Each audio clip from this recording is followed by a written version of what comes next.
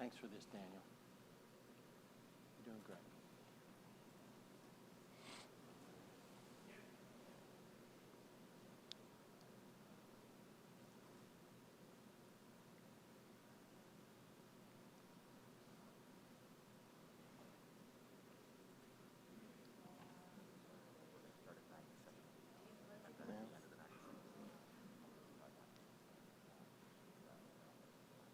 Okay.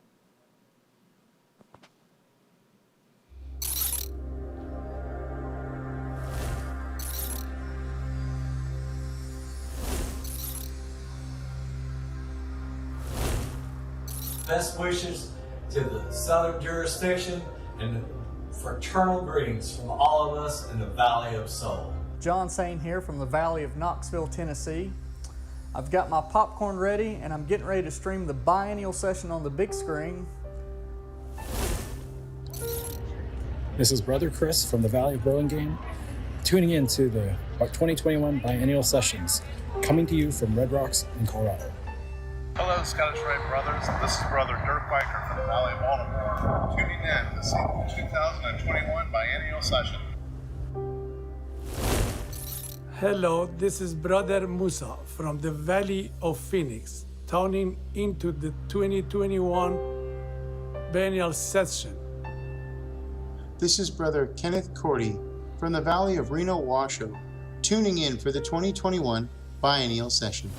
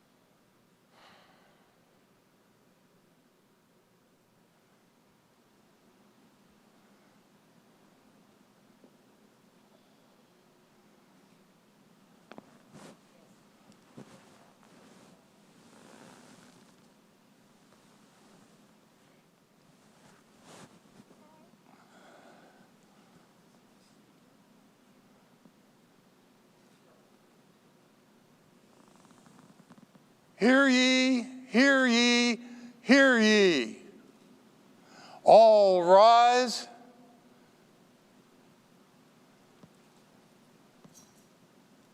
Prepare to receive the Supreme Council of the 33rd and last degree of the ancient and accepted Scottish Rite of Freemasonry in the southern jurisdiction of the United States of America, Mother Council of the world.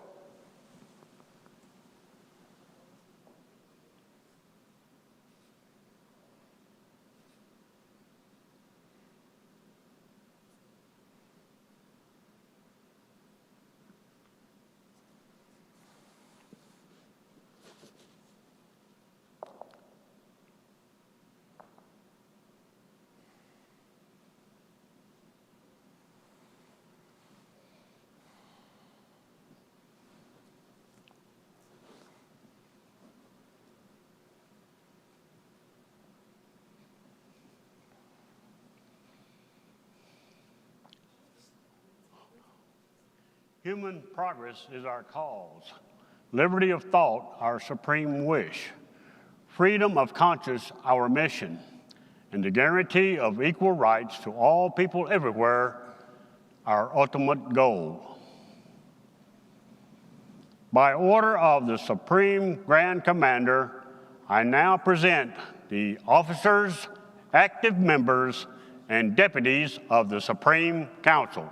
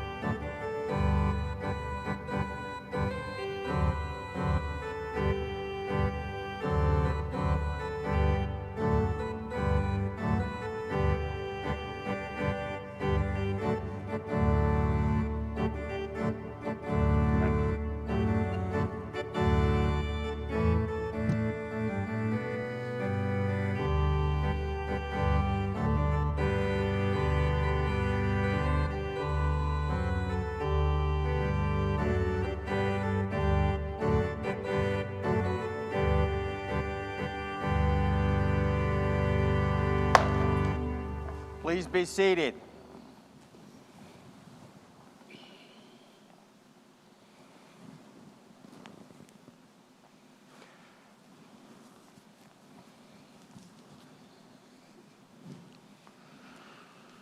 Inspectors, this council was opened in due form on the 33rd degree on the 21st day of August 2021.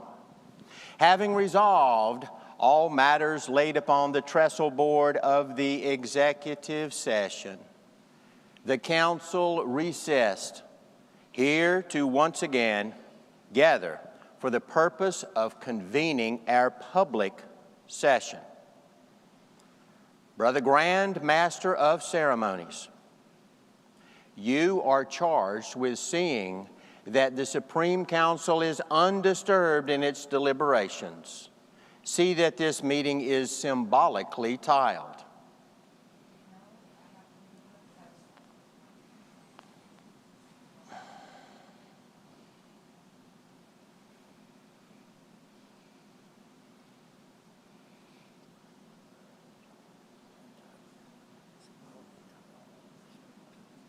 Be accordingly so done.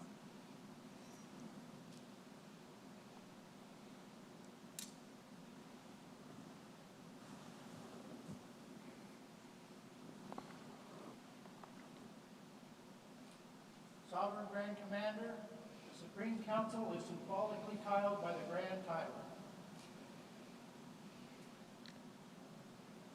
It is well. Brother Lieutenant Grand Commander, from whence does this council come?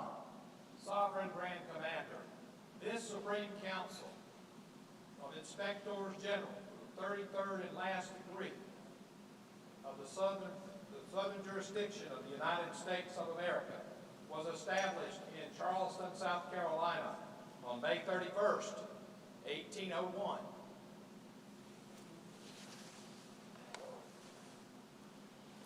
Brother Grand Prior,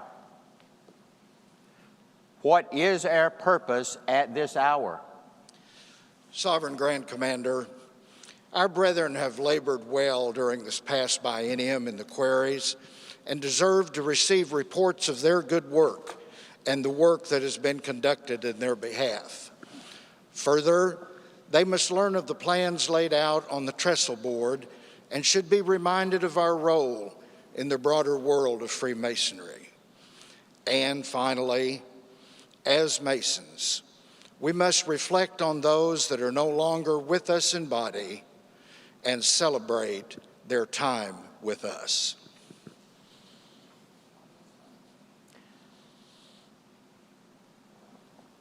This purpose is indeed important, and as we are taught throughout all the degrees of Freemasonry, we must never begin any great and important undertaking without first invoking the blessings of deity.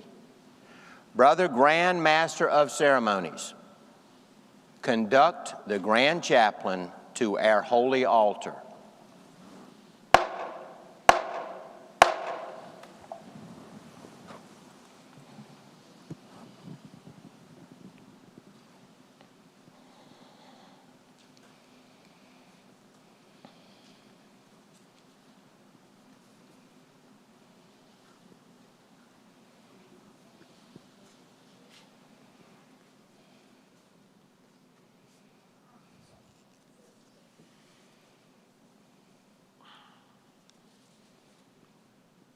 Let us pray. Thou Almighty, supreme and infinite, Father and source of light and life, whom the wise throughout the ages have adored, we servants come to you at this hour. You have promised where 2 or 3 are gathered together in your name, you will be in the midst of them and bless them. We assemble at this hour to celebrate our journey together in this life. Forgive us, we pray, our shortcomings. Endow us with wisdom and strength necessary for our labors, and carry us with your mighty hand as we continue to serve you and the children of your creation. Inspire us with affection for our fellows and charity for all people, and may all our labors be pleasing in your divine sight. To thy glory, both now and forever, we pray. Amen.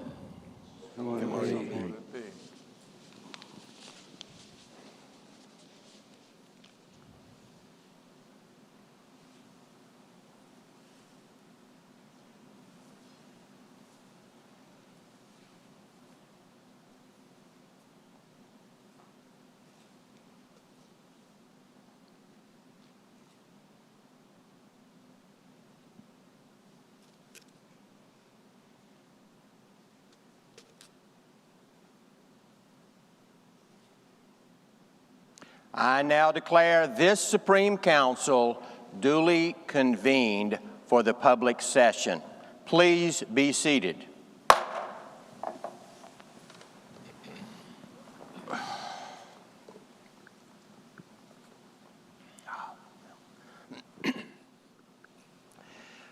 I'd like to welcome everyone here in this unusual time. We are socially distanced in this group, but we very much feel one with one another. We very much are attempting to feel one with all of those who are watching throughout the internet world.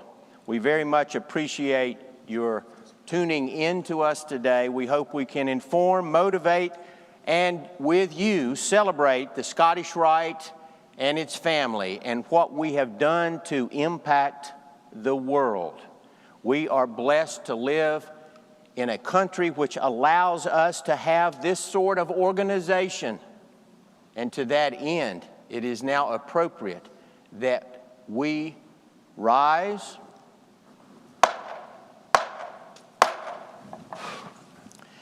and we will have the Pledge of Allegiance to the flag of our country, and it will be followed, if you would remain standing, by the singing of our national anthem. The pledge will be led by illustrious William G. Sizemore II, 33rd degree Grand Cross, Rear Admiral, retired from the U.S. Navy, and then the singing of the pledge, singing of the national anthem by Brother Maynard Edwards, 32nd degree KCCH from the Valley of Baltimore, Orient of Maryland. I pledge allegiance to the flag of the United States of America and to the republic for which it stands, one nation, under God, indivisible, with liberty and justice for all. Oh, say, can you see by the dawn's early light what so proudly we hailed at the twilight's last gleaming, whose broad stripes and bright stars through the perilous fight o'er the ramparts we watched were so gallantly streaming, and the rocket's red glare, the bombs bursting in air, gave proof through the night that our flag was still there. Oh, say does that star-spangled banner yet wave o'er the land of the free and the home of the brave.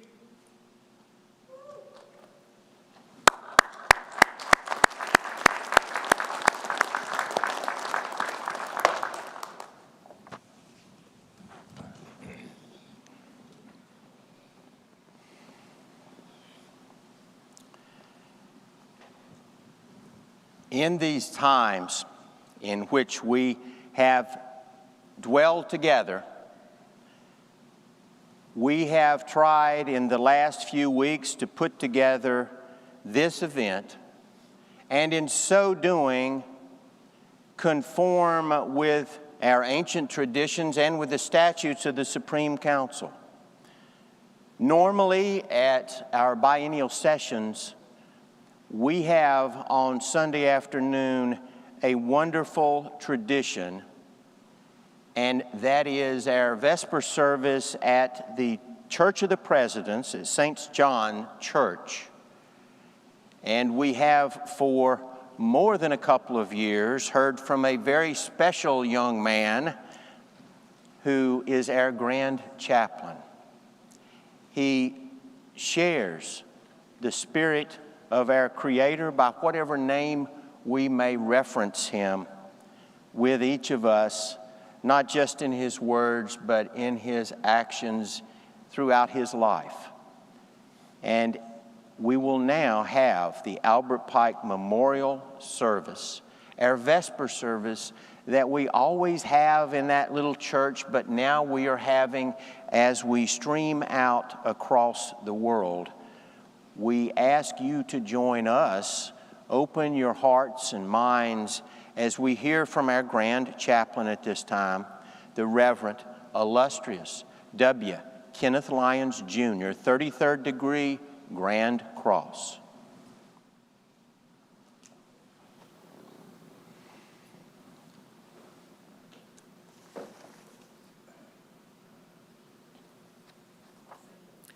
Good afternoon. Good afternoon. It's great to see all of our Supreme Council family here. I'm seeing them, but I know there's so many of you out there that we miss, but thanks to technology, we can have you here virtually. So please know that we issue a very warm welcome, and we do miss you being here in person. I want to ask you a question. How do things look to you as we move past the last 16 and 17 months? Do you look forward to the future with anticipation, or do you have anxiety? I remember the high school track coach telling us, "Don't ever look back," he said, "because if you do, you're going to break your stride and you're going to lose the race." Do we have the tendency of always looking back? And when we do, how do things look to you? Good? Bad? When I look back at the science concerning COVID-19, I try to get it straight that there was no cure for a virus that could be killed by sanitizer and hand soap. At the beginning of all of this, people were scared of getting fined for congregating in crowds, as if catching a deadly disease and dying wasn't enough of a deterrent. What really concerned me was that my chance of surviving was directly linked to the common sense of other people. Now, I'm not really kidding. Last year was terrible, with so many of our friends and citizens becoming terribly ill, and many of them succumbing to this terrible virus. And now we face the ongoing new threat of the Delta variant. There are so many different opinions concerning this subject, but despite all that is transpiring, we have come closer to our loved ones. We have regained new appreciation for our doctors, for our nurses, for firefighters, police officers, store clerks, and the list just goes on and on. Now, we could continue to look back to the last year with all of its illness and political turmoil, but the first thing to note is the most obvious thing. Last year is a part of history. We can't reach back. We can't reach back and change anything. Now, that doesn't mean that we can't learn from the past and concentrate on the present and the future. There are some doom and gloom folks out there that want to tell us all about the future. And here are 3 examples of past bad predictions. A prediction by George Fielding Eliot in 1938 stated that a Japanese attack on Pearl Harbor is a strategic impossibility.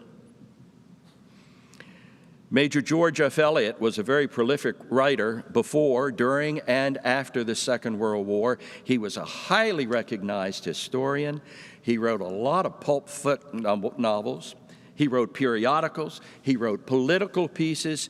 And how ironic is it that on December 7th, 1941, Major Eliot would participate in WCBW's first historic broadcast that announced the attack on Pearl Harbor. Another bad prediction was that of 20th Century Fox's Darrell F. Zanuck. He stated in 1946 that television won't be able to hold on to any market it captures after the first 6 months. People will soon get tired of staring at a plywood box every night. Then there was this statement: landing and moving around on the moon offers so many serious problems for human beings that it may take science another 200+ years to lick them. And that was from the Science Digest, August 1948.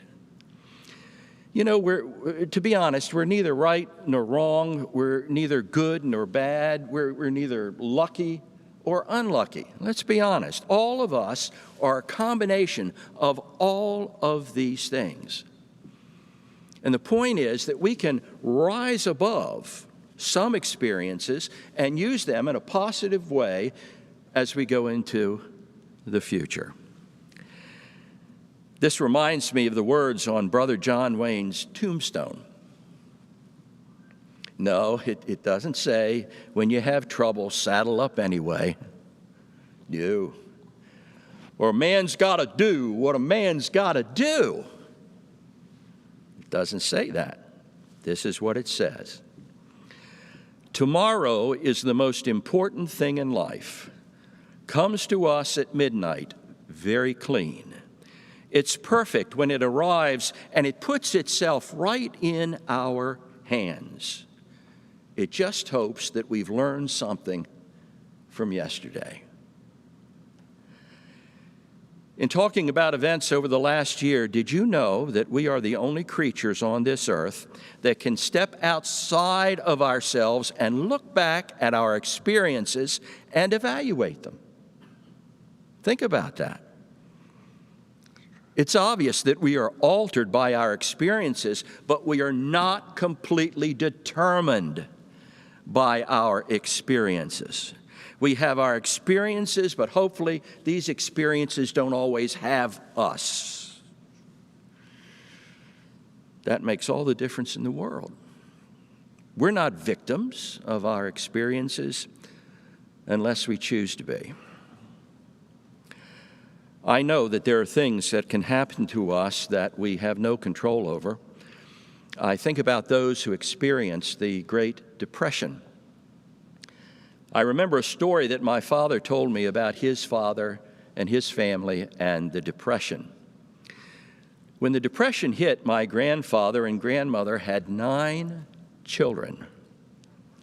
My grandfather had only one arm as a result of a boatyard accident, and he was unable to make a living following the water on the Choptank River in Cambridge, Maryland. When the Depression hit, he and all of his friends in Cambridge lost the little money they had when the banks failed. So in lieu of receiving their money back, the banks issued bank stock. You remember that, don't you? Bank stock? Legal, but absolutely worthless stock at the time. So Pop Lyons told his children that they didn't have any money, but at least they now owned the bank. Now, my father told me that when the times were the toughest, the children always reminded each other of that fact, that they still owned the bank. And I'll tell you an anecdote to that story. First of all, he opened up a little room in his house, and it ended up being a corner grocery store just to bring some money in.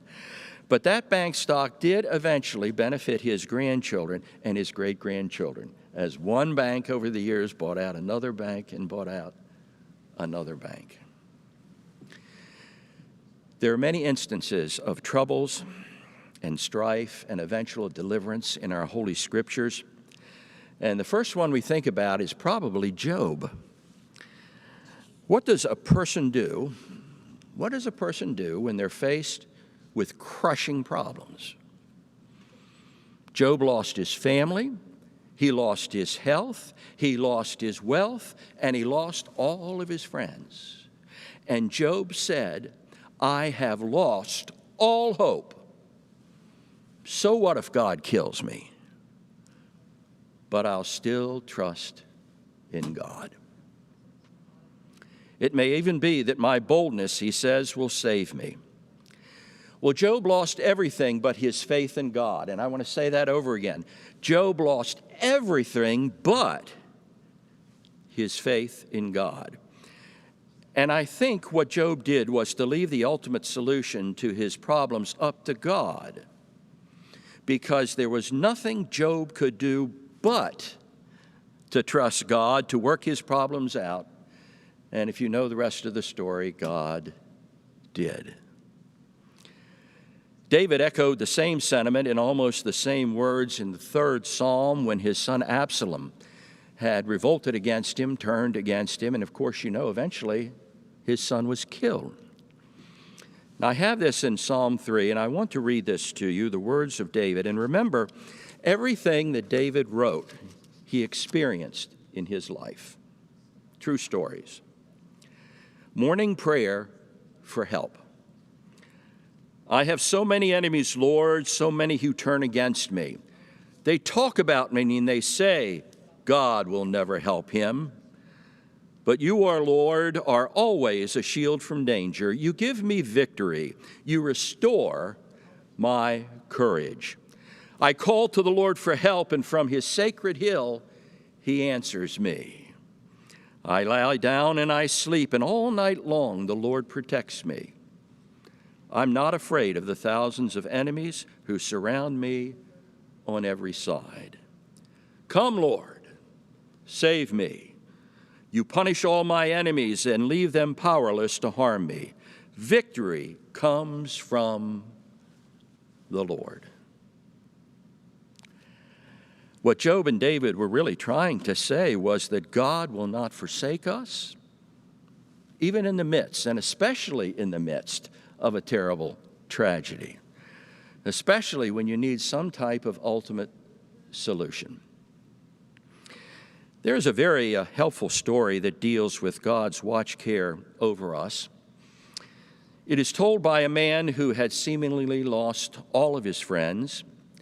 He had lost his standing in the community, and he lost his seat in the American Congress. He was beside himself, seeking the way of redemption while aimlessly just traveling here and there throughout all of the wilderness.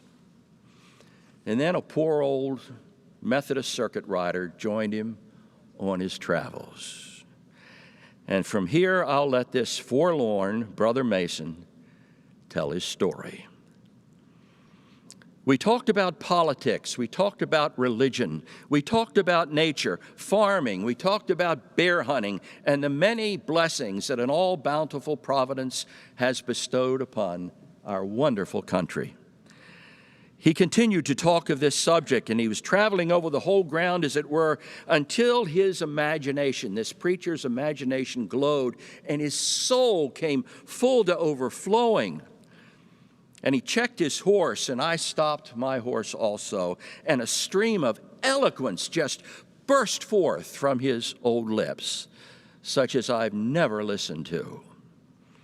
It came from the overflowing fountain of a pure and a grateful heart. We were alone in the wilderness, but as he proceeded, it seemed to me as if the tall trees just bent their tops to listen to what he had to say, that the mountain stream just laughed out joyfully as it bounded along like some living thing, that the faded flowers of autumn smiled and set forth a fresher fragrance, as if conscious that they would revive in spring, and even the sterile rocks seemed to be endued with some mysterious influence. Yes, we were alone in the wilderness, but all things around me told me that God was there. The thought renewed my strength and courage. I had left my country, felt somewhat like an outcast, believed that I had been neglected and lost sight of, but now I was conscious that there was still one watchful eye, all-seeing eye, all-seeing eye over me. Whether I dwelt in the populous cities or threaded the pathless forests alone, no matter where I stood in the high places among men or made my solitary lair in the untrodden wild, that eye was always on me. My very soul leaped joyfully at the thought. I never felt so grateful in all of my life. I never loved God so sincerely in all of my life. I felt that I still had a friend. When the old preacher finished, I found that my eyes were wet with tears. And then, in Brother Davy Crockett's style, he said, blast from the past, 2 years ago, he said, I approached and pressed his hand, and I thanked the old preacher, and says I, now let's have a drink. And we did. Well, my good friends, like Davy Crockett, he's back again. We may see the world through the Supreme Architect's eyes. We can wonder in his love. We can wonder in God's creation and know that God is still and always will be our best friend. Your past experiences don't have you. You have them when you trust in God and place your future in God's hands. Amen.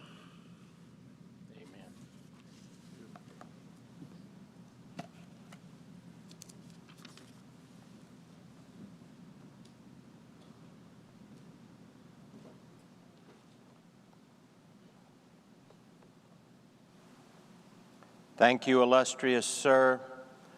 Wonderful thoughts. My brethren, only a few weeks ago, we lost one from our midst. Illustrious Charles Autumn, our Sovereign Grand Inspector General and active member from North Dakota, left a community that he clearly made a mark upon. I was struck when speaking at the memorial service at the number not only of Masons but of neighbors and friends from the community and the stories that were told, the inspiration that this man gave to those in whose path he crossed. He made an impact. His legacy was one of a big and jovial spirit, a supportive man of all he met. He faced challenges with his brethren and neighbors. He assisted. He stretched forth his hand. He clearly lived up to the teachings of not only his Scottish Rite that he loved so much, but also from his earliest Blue Lodge teachings.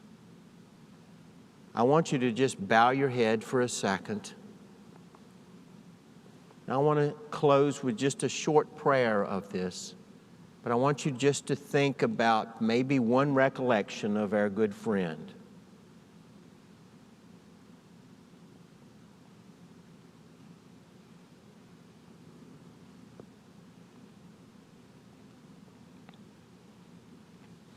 Supreme Architect, we were blessed to have him in our lives.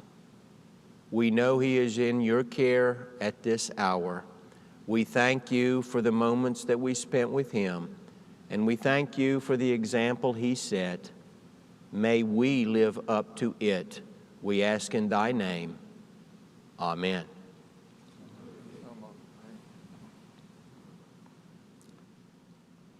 Brother Grand Secretary General, you will call a roll of the craft.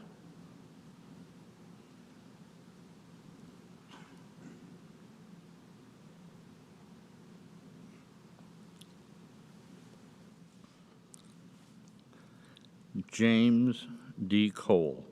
Present. Gary L. Sissel is present. Michael D. Smith. Here. Leonard Prowden. Here. Hugh W. Gill III. Here. Joseph E. Alexander. Present. Robert W. Cockerham. Present. Gary W. Cooney. Present. Martin L. Miles. Present. Joe R. Manning, Jr. Here. H. Jackson Yost, Jr. Present. Jamie A. Smith. Here. David O. Martinez. Present. C. James Graham. Present. Alvin W. Jorgensen. Present. Frank Louis. Present. Frank C. Baker. Present. Joseph C. Harrison, Jr. Present. Jeffrey D. Larson. Present. Our brother Jose Lopez from Puerto Rico has been excused. David L. Nielsen. Present. Michael L. Wiggins. He is excused. Excused. Ted C. Collins. Present. Billy W. Sloan. Present. Tony R. Trail. I'm sorry, Tony. And I know Tony very well. I'm embarrassed, and I'll hear about this for a long time. Okay, Richard B. Smith. Wesley D. Thornton. Present. Richard G. Hoover. Present. Terry L. Bowman. Present. Alan W. Adkins. Present. Norman L. Pinn. Donald K. Smith. Present. Carl J. Hinkle. He is excused. Andrew L. Geyser. Present. Robert L. Bradshaw. He is excused. Rex R. Hutchins. Arnold Gene Cobb, Jr. Present. Daniel L. Wellendorf. Present. Grand Commander, your duty has been obeyed. Your order has been obeyed. I have fulfilled my duty. Thank you, Brother Grand Secretary General. We appreciate very much your service in office. Brethren and friends, obviously with this constrained attendance due to our pandemic that has affected our world, we are unable to have with us our great friends from Grand Lodges, from Supreme Councils in Amity, and from allied organizations. We are not quite the same without them, but we reach out to them and say, you continue to be with us in our hearts because of our long-term relationship and friendship with you. Our Grand Lodges representing the bedrock of not only this Supreme Council, but those councils in amity who are not with us, and to those allied organizations. We must never forget from whence we came as Scottish Rite Masons. We must remember our Blue Lodge role. We must remember the Grand Lodges and always work to support the Grand Lodges and the Blue Lodges, as well as our allied organizations and those in amity among the Supreme Councils. It is appropriate, though we normally have it in person, at this time we have greetings brought to us from Most Worshipful Alan L. Gordon, 33rd elect, the Grand Master of Masons in the District of Columbia. Please give attention to his greetings.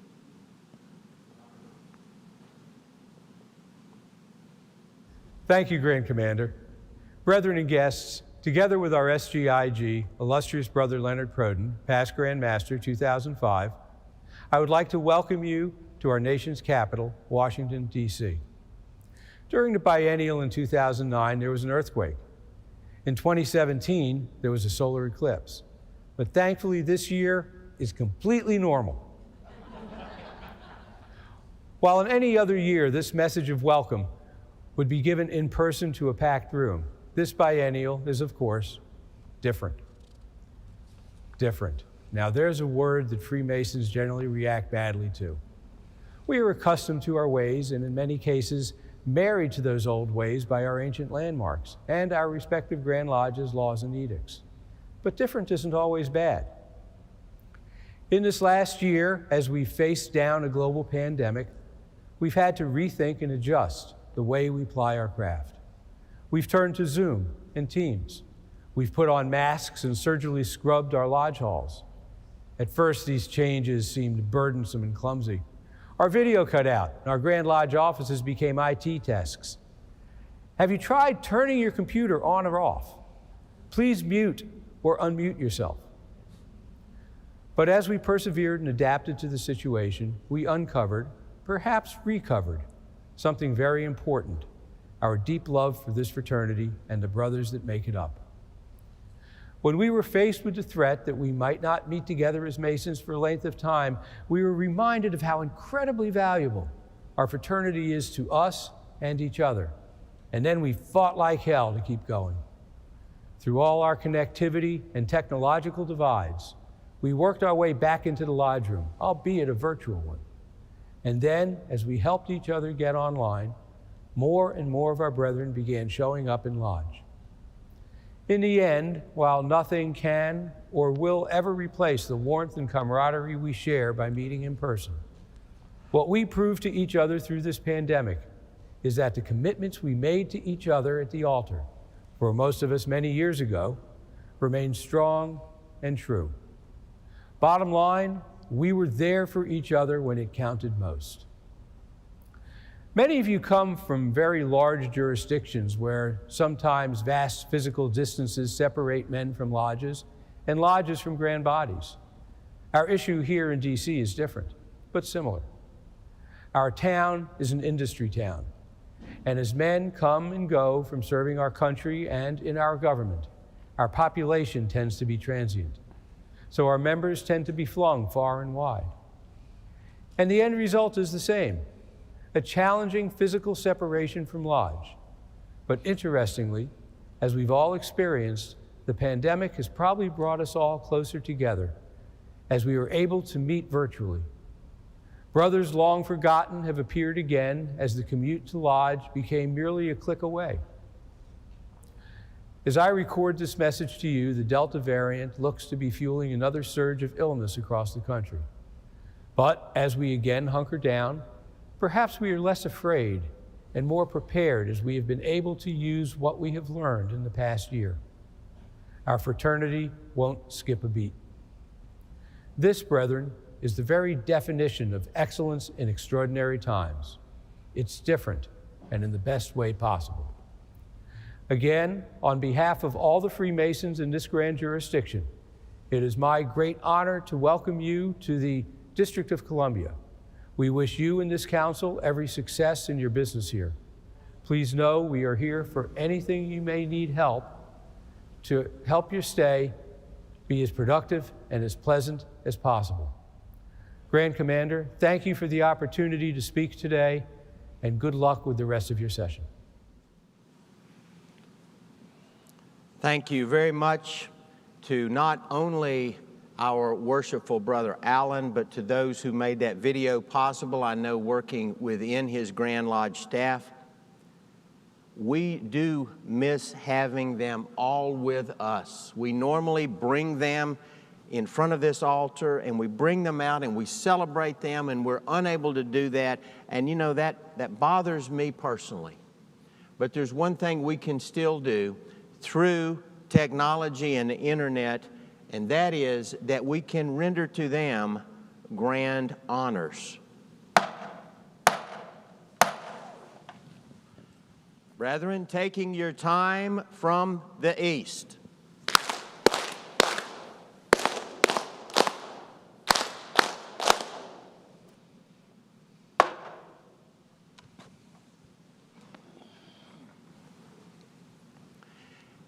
Excellence in extraordinary times. You heard the Grand Master say that, and my intent was that I wanted him to say that first before I used the theme of this session. I wanted him to do that because before I became a Scottish Rite Mason, I was a Blue Lodge Mason. And it felt appropriate to me that the Grand Master should introduce to you our theme. And in order to be excellent in extraordinary times, we want to provide you information. We want to provide you information from our committee chairs. We want to give you reason to celebrate. We want to give you reason to be motivated about where we have been and where we are and where we are planning to go. The first of these reports will concern some changes that were made through legislation just yesterday. Our Jurisprudence Committee will now report to you, led and presented by its chairman, who was willing to step in during the biennium due to a retirement. He stepped in and took over as chairman of this committee. And I present to you now for our first committee report, illustrious Joe R. Manning, Jr., chairman of the Jurisprudence Committee and our SGIG from the great state of Oklahoma. Brother Joe. Sovereign Grand Commander, my brethren of the Supreme Council, the primary focus of this committee at this session has been to review the statutory interpretations made by active and deputies during the biennium and to review and present to the Council legislation for its consideration. There were no decisions or actions taken by the active and deputy members of the Supreme Council that required Jurisprudence Committee review or Supreme Council actions. There were 14 resolutions submitted for consideration at this 2021 Supreme Council session. Jurisprudence and Legislation Committee met virtually and thoroughly reviewed each submission. Resolutions were reworded and clarified to be in legal and proper form for consideration by the active members of the Supreme Council. The Supreme Council met in executive session yesterday, August 21, 2021 to review and discuss these resolutions. The following amendments to our statutes were adopted and are briefly summarized below. The full wording will be distributed throughout the jurisdiction in the next few weeks. Statute Amendment Number 1, amending Article 4 so that the 44-month required waiting period before election to the 33rd degree will begin at the date of the election to Knight Commander of the Court of Honor. Previously, the 44-month date ran from the KCCH investiture, which varied by Orient. Statute Amendment Number 2, amending Article 4, eliminates duplicate reporting of the death of an active or deputy member of the Supreme Council.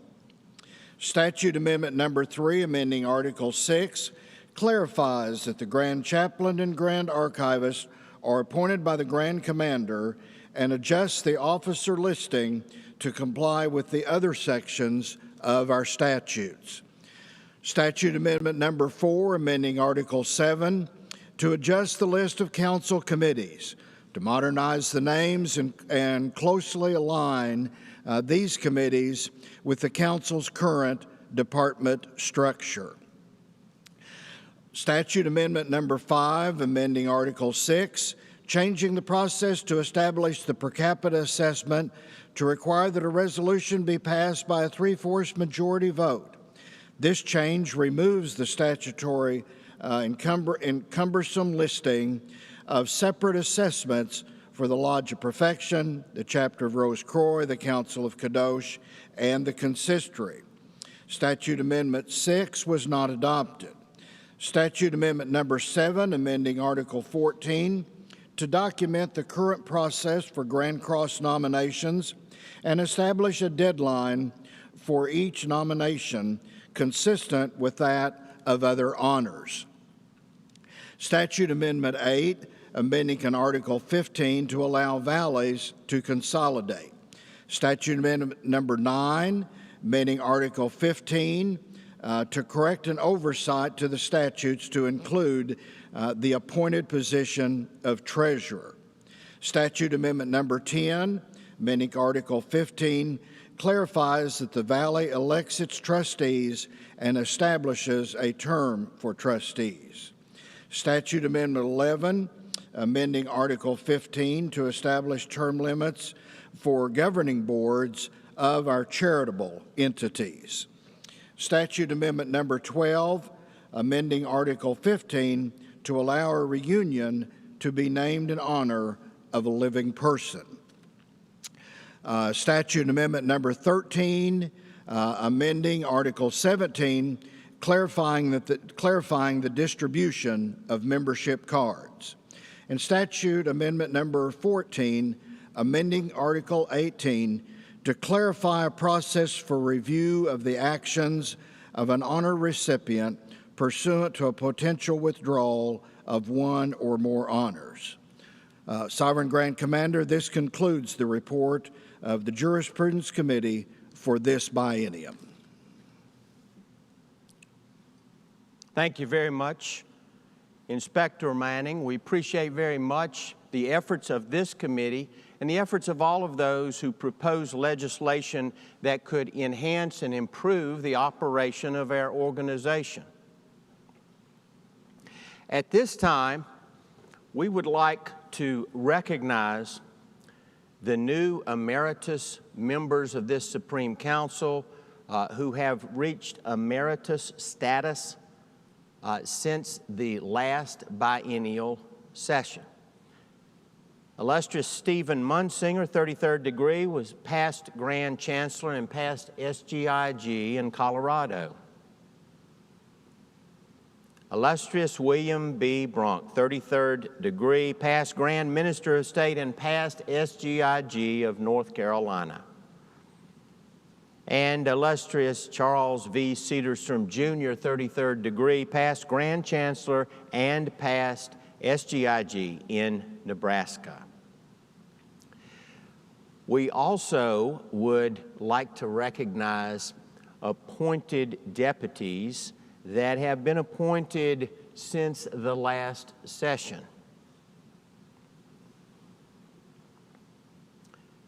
Illustrious Carl J. Hinkle, 33rd degree, deputy in Colorado, who is unable to be with us today. Illustrious Andrew L. Geyser, 33rd degree, from our deputy in Hawaii, who is with us today. Our new deputy in Arizona, illustrious Rex R. Hutchins, 33rd degree, Grand Cross. Illustrious A. Gene Cobb, Jr., 33rd degree, the deputy in North Carolina. And illustrious Daniel J. Wellendorf, 33rd degree, deputy in Nebraska.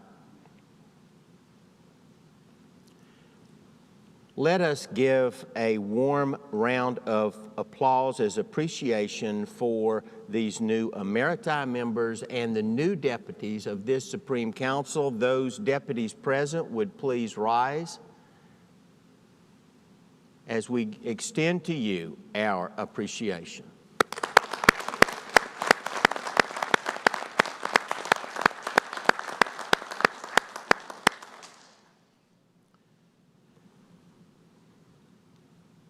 As we addressed these extraordinary times, the issues facing our membership were potentially very difficult and could lead to very dire impacts on our membership. However, we really feel that we have passed through this storm in terms of our membership statistics in a far better manner than we could have otherwise.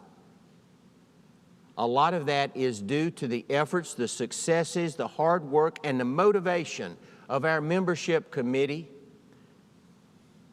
which is chaired by illustrious Billy Sloan. And at this time, he will bring you a report of their successful activity. Good afternoon.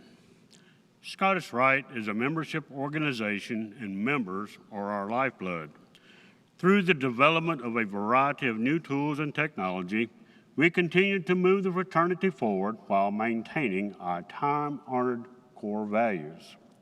One great improvement underway is a new online petition system customized for valleys, fully accessible by internet-enabled devices, and can accept petition fees online. These online petitions will be connected directly to the Sentinel database system, so Valley secretaries will no longer have to re-enter petition information manually. This reduces work and minimizes potential clerical errors. We appreciate the Valley of Atlanta and SGIG Ted Collins for their assistance in beta testing this process. They have called it a game-changing tool in our membership toolbox. Our Sentinel database will soon be connected to our email provider, MailChimp, which will provide enhanced accuracy and security of our email list. The Valley Membership Achievement Project, or VMAP, remains the driving force of our membership efforts. During the pandemic in 2020, we launched VMAP Online, which by 2022 will be expanded to enable Valley stakeholders to collaborate and communicate like never before, and will be scalable for valleys of all sizes. We will mitigate the end-of-year reporting burden by emphasizing real-time reporting of VMAP successes during the year. Zoom was not normally recognized as a communication software tool before 2020. But with the changing times, we had to upgrade and change the tools that we provide our valleys and members. Through our strategic partnership with the online meeting platform Zoom, we provide top-tier accounts for our Orients and Valleys. We also provide our Rite Care clinics and clinicians with their own Zoom accounts, allowing our Rite Care kids to thrive even during last year's shutdowns. We are pleased to provide Zoom accounts to Grand Lodges, DMLA International, and even individual DMLA chapters across the country. Our Membership Services Department provides support and training on an ongoing basis so all account holders can get the most out of the Scottish Rite Enterprise Zoom accounts. Finally, we are announcing an exciting innovation, a proprietary Scottish Rite Learning Management System, or LMS. Initially, this system will improve the Master Craftsman educational programs, bringing them to comparable levels with other online learning programs available from colleges and universities. Rather than simply using a book and paper quizzes, Master Craftsman will evolve into an interactive online experience effectively serving our members long into the future. This new approach will also be adapted to provide secretaries and officers training, leadership training, and much more, greatly benefiting our members, our leaders, and the craft we support and serve. On behalf of the entire membership committee, I would like to thank the Supreme Council for its continued support of our committee's efforts to balance innovation with tradition and to grow and strengthen our beloved fraternity further into this century and beyond. Sovereign Grand Commander, that completes my report.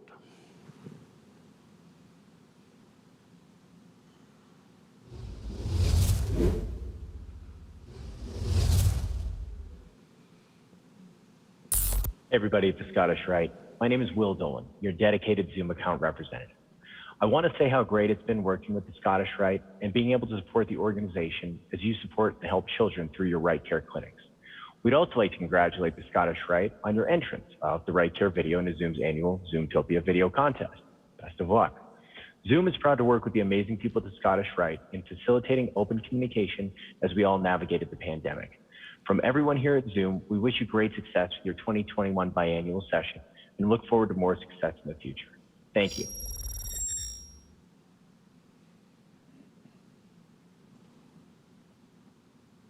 March 13, basically, as far as our world in the field of speech pathology, just stopped.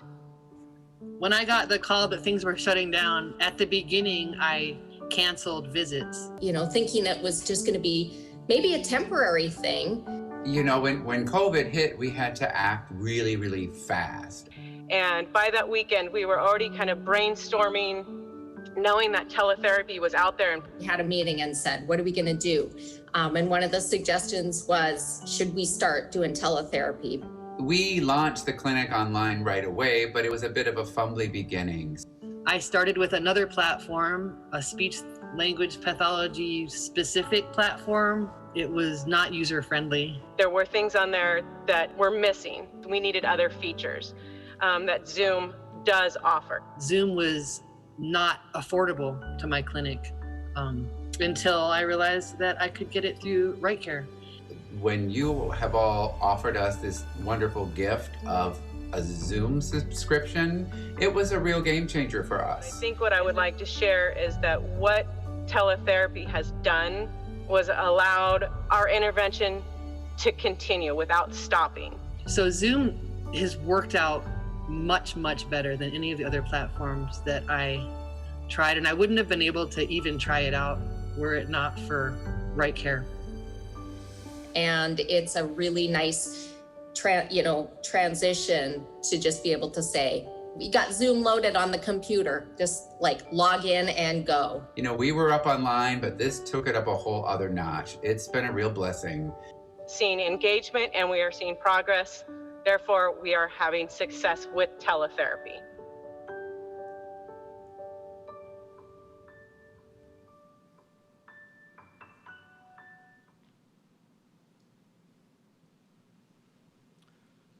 Good afternoon. I'm Len Proden, SGIG in the District of Columbia and chairman of the Fraternal Relations Committee.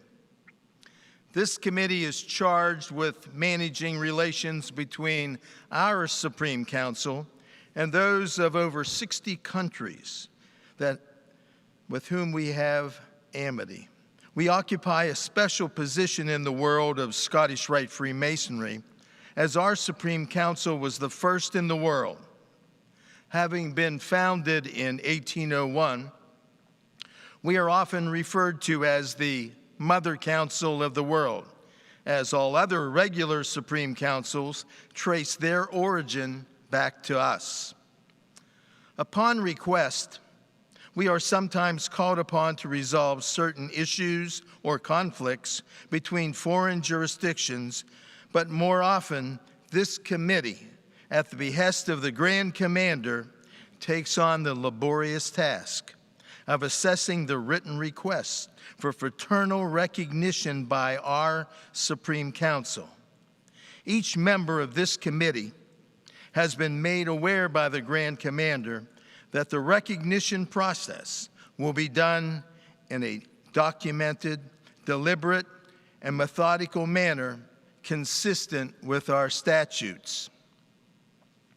The 2019 to 21 biennium has seen reduced activity due to the worldwide pandemic. However, we did act on several matters.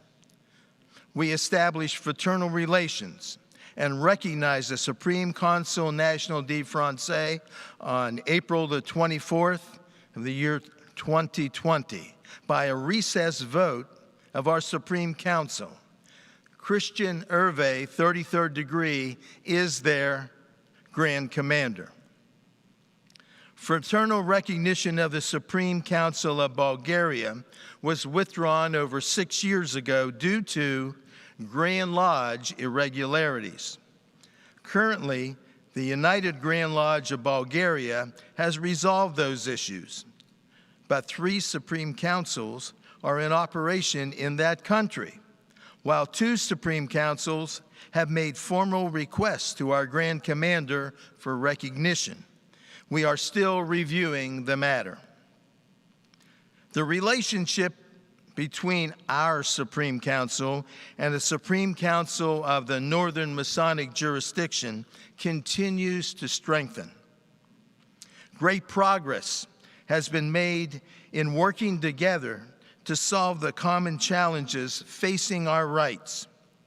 Grand Commanders Cole and Glatley have forged a relationship that embodies a spirit of cooperation, one that is palpable and conveys throughout both jurisdictions.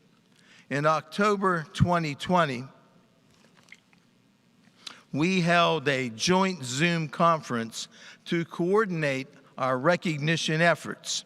We now communicate regularly on recognition requests.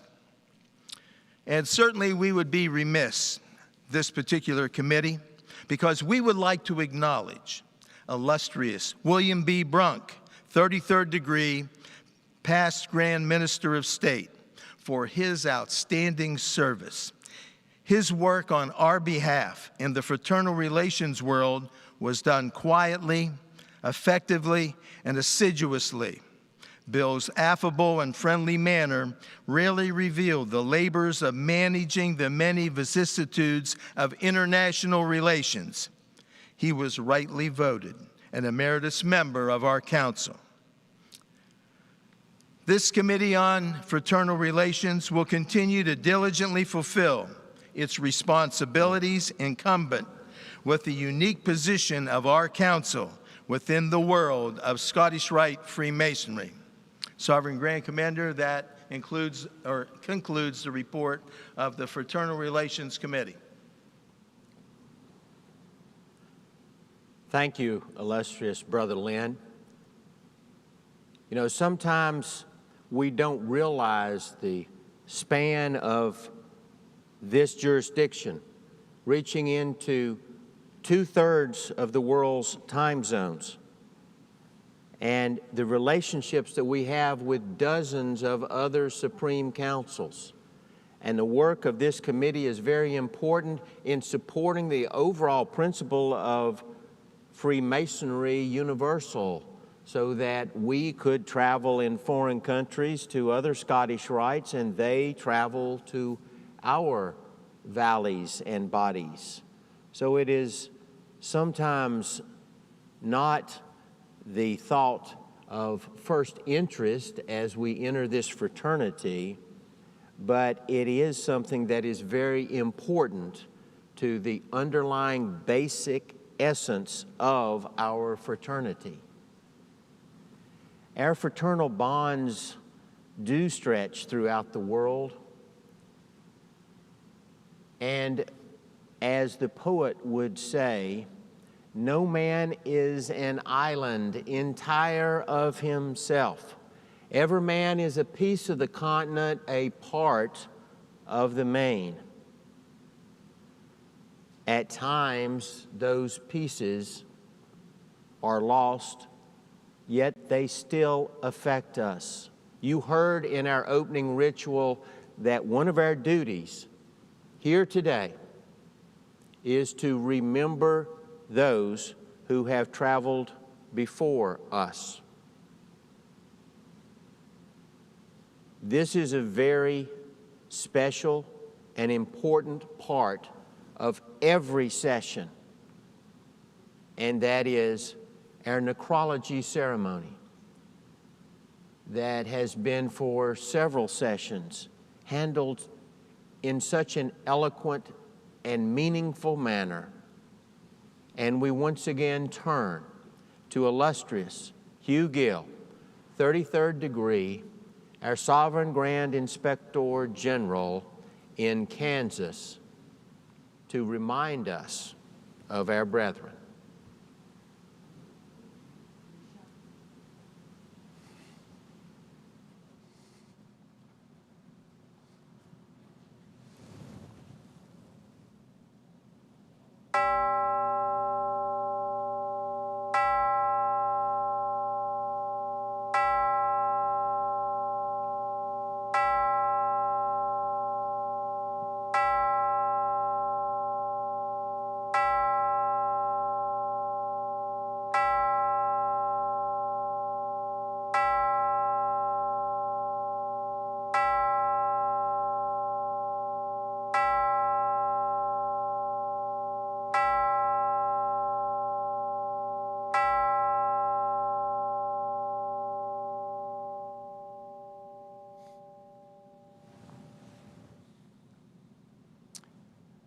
A man's life has been beautifully said, is laid in the loom of time to a pattern which he does not see.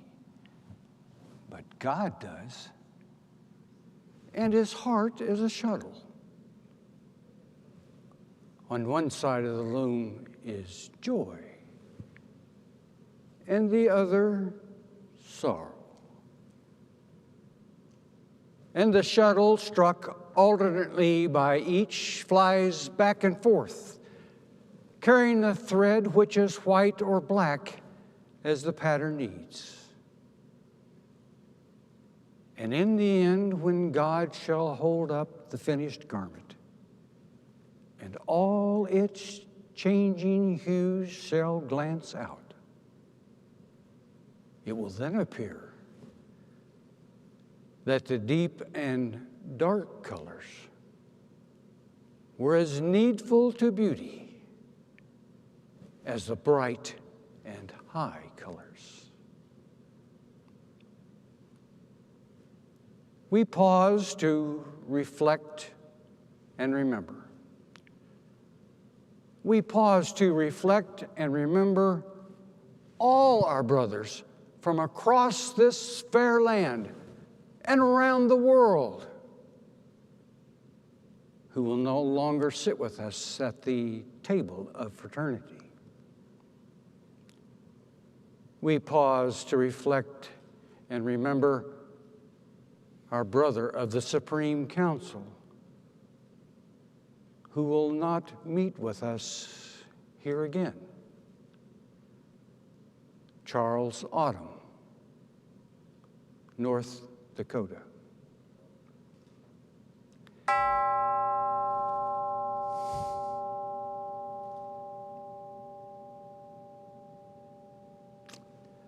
And when we do, it is the bright threads of joy and happiness that we remember our brothers by.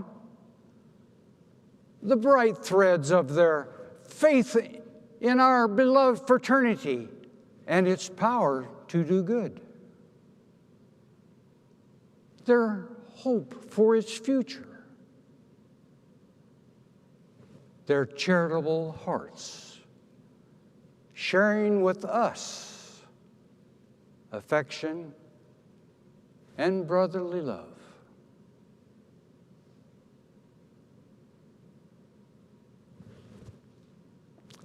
And now they're gone.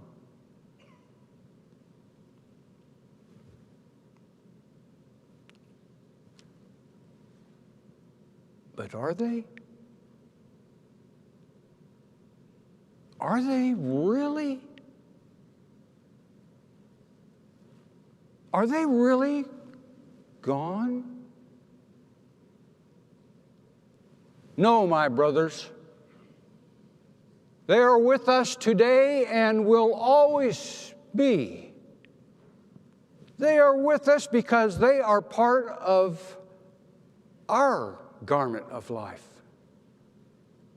They have shared with us the bright threads of hope and joy that God is weaving in our garment of life. And we, in turn, are weaving the garment of our brethren of today.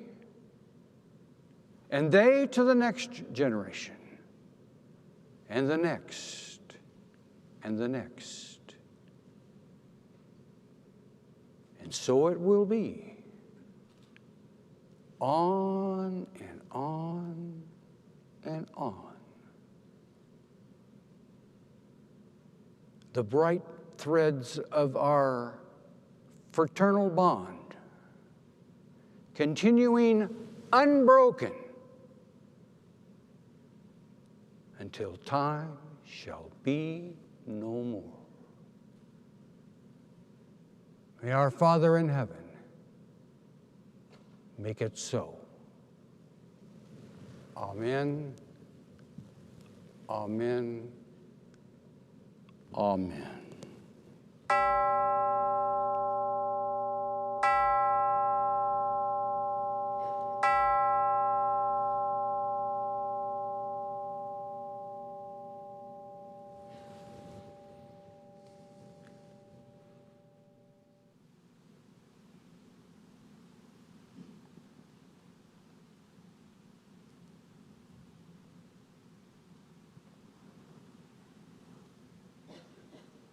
Thank you very much, Brother Hugh. We very much appreciate that. Very meaningful and eloquent service. You indeed have done a service to their memory. Through the generosity of donors, we have been able to assist future leaders of communities and this world by providing scholarships. I think it's very important that we celebrate that success. And here now to provide that report, illustrious Joe Alexander, the committee chairman for our scholarships committee.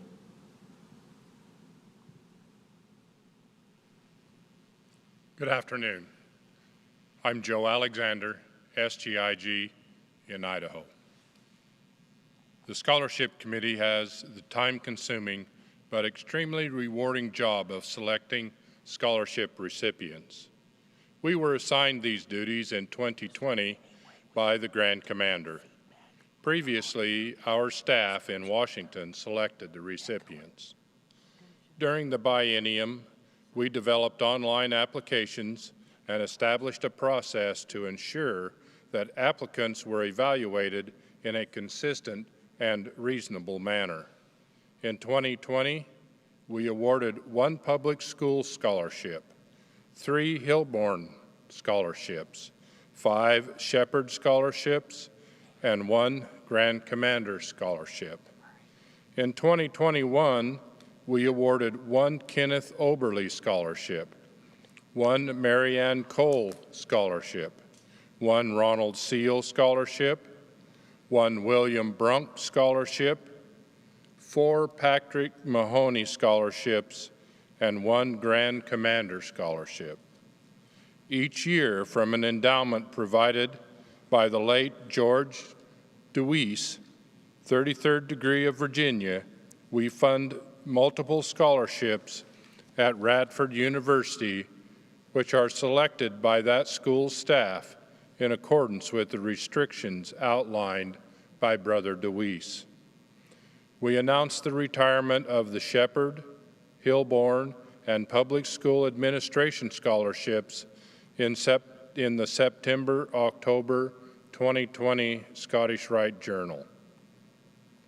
While these have been funded for more than 30 years from unrestricted gifts from our members, the needs of today's students and their families have changed. So we are adopting approaches to better meet the needs of today's students. Our new annual and endowed scholarships include the Ken Oberly Scholarship, sponsored by William R. Singleton, Hope Lebanon Lodge, number 7. The Patrick Mahoney Scholarship, Scottish Rite Scholarships at Texas A&M University. The Marianne Cole Scholarship, the Marianne Cole Annual Scholarship funded by her family. The Ronald A. Seal Scholarship The Ronald A. Seal Endowed Scholarship. The William Brunk Endowed Scholarship. In order to ensure that deserving students are aware of these opportunities, we publicize the enrollment process and deadlines in the Scottish Rite Journal and through our Scottish Rite social media accounts. While each scholarship had its own eligibility criteria, all applicants must complete the online application form, be United States citizens or U.S. permanent residents, be undertaking their undergraduate studies at accredited trade schools or accredited public or private colleges or universities within the United States, submit 2 letters of recommendation and transcripts of course grades. In 2020, we concluded a 19-year commitment to the Scholarship America program, which provided scholarships to the children of the survivors of the 9/11 attacks on our country in 2001. All told, during those 19 years, we provided almost $1 million in scholarships to those young people. In 2020, we awarded $211,000 in total scholarships. Thus far in 2021, we are committed to awarding $176,000. As Scottish Rite Masons, we are providing almost $400,000 each biennium to help students and their families. Congratulations and thank you. Sovereign Grand Commander, that concludes my report. Thank you.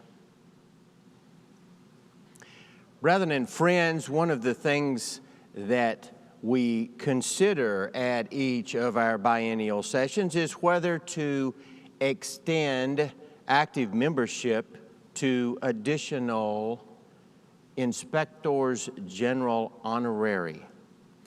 And we have with us today some new recipients of that status. I would like for them to stand as I recognize them. First, illustrious Wesley D. Thornton, 33rd degree, the new SGIG in New Mexico. Next, illustrious Richard G. Hoover, 33rd degree, SGIG in Florida. And illustrious Terry L. Bowman, 33rd degree, the new SGIG in Kentucky. And last, our 4th new active member, the illustrious Alan W. Adkins, 33rd degree, Grand Cross, SGIG in Virginia. Colleagues of the Council, please rise and join me in giving them a round of appreciation.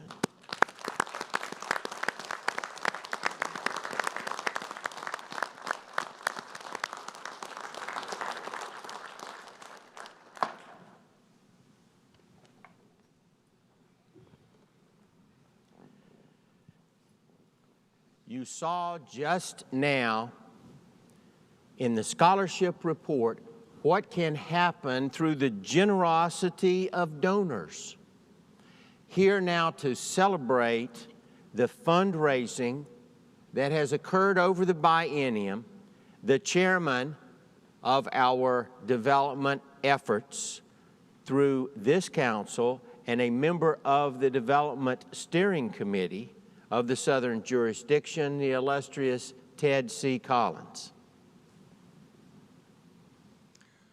The Development Committee, unlike most council committees, includes several non-SGIG members who represent our donors around the jurisdiction. We work with the council's development office to develop relationships and encourage brethren and others to contribute to our Supreme Council, Orient, and Valley philanthropies. This is a report of our efforts for the last biennial. Our Acadia Guild program provided long-term support with Guild members contributing $1,000 annually, each through a monthly contribution of $83 or a lump sum payment. Since the last biennial, there have been 136 new members. The program has raised $500,000 since its inception. Total membership is currently 307. To reduce expenses and provide more direct service to donors, we brought almost all direct mail processing in-house, reducing those expenses by 40%. We now do all design, layout, and creative work, as well as the caging operation at the temple. These changes have not only saved money, but have allowed us to better track and acknowledge gifts. In the last 2 years, we raised more than $710,000 in donations through this program. The intendant of the Building Society recognizes those individuals who have named one of the council foundations or a local Scottish Rite foundation in their wills, trust, retirement plans, or life insurance policies. We added more than $8 million to our tally of future income from this source, whose current total now stands at $70 million in planned gifts that will benefit Council, Orient, and Valley foundations. We have created 2 new scholarship programs, Endowed and Annual. This allows us to offer donors the opportunity to name either a permanently endowed or an annual scholarship. Endowed scholarships require a minimum contribution of $50,000, which provide a $1,000 scholarship for the first year and $2,000 scholarship thereafter, increasing over time to offset inflation. The scholarship may be named in honor of a living or deceased person or entity and may include reasonable restrictions such as college major, university attended, and so forth. Since the program began in late 2020, $68,000 was raised to honor William Brunk, 33rd degree, SGIG Emeritus in North Carolina, and $270,000 was endowed to honor Ronald A. Seal, 33rd, past Grand Commander. Annual scholarships require a minimum contribution of $1,000 and may include similar donor restrictions. We have currently funded 7 annual scholarships. We will continue to grow these scholarship programs. We expect to add at least 3 new endowments in the next year. Through our other programs, such as Adopt a Book, Scottish Rite Friends Dinners, and others, we continue to raise thousands of dollars in support of our charitable efforts. And we also raise more than $2 million for our council foundations. We greatly appreciate the generosity of our members. Please know that your gifts make a difference. Grand Commander, that concludes the report of the Development Committee. Thank you. Howdy, everybody. Hey, howdy, Maddie, and hello, everybody. We're so glad to have you here today. We're at the Scottish Rite Clinic in St. Louis, Missouri, on the beautiful campus of Maryville University. Maddie's a graduate of the clinic here, and we're so pleased to bring to you an announcement about the 2022 Children's Language and Literacy Conference coming up next September 2022. We have a little bit to show right now. Sit back and we'll see you in a moment.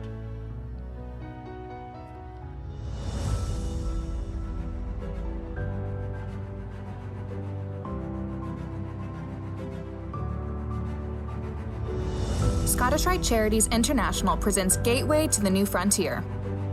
The 2022 Children's Language and Literacy Conference will be in St. Louis, Missouri, September 28th through the 30th. Please join us in the Southern and Northern shared mission to serve children with language and literacy challenges. Welcome to St. Louis.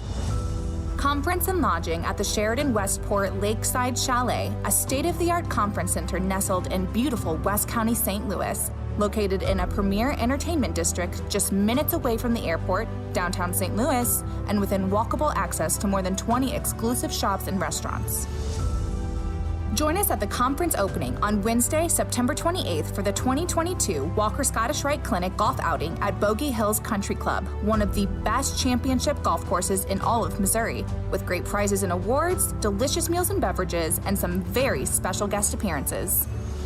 The 2022 conference will be a hybrid event, pairing an in-person convention with an online library of recorded digital sessions, with cutting-edge communication speakers and topics relevant to everyone on the future of breakthrough therapy for our kids and innovative development in communication practices, including discussions and explorations in teletherapy and telepractice, as well as executive sessions for Scottish Rite leaders and members for developing children's programs in their own states.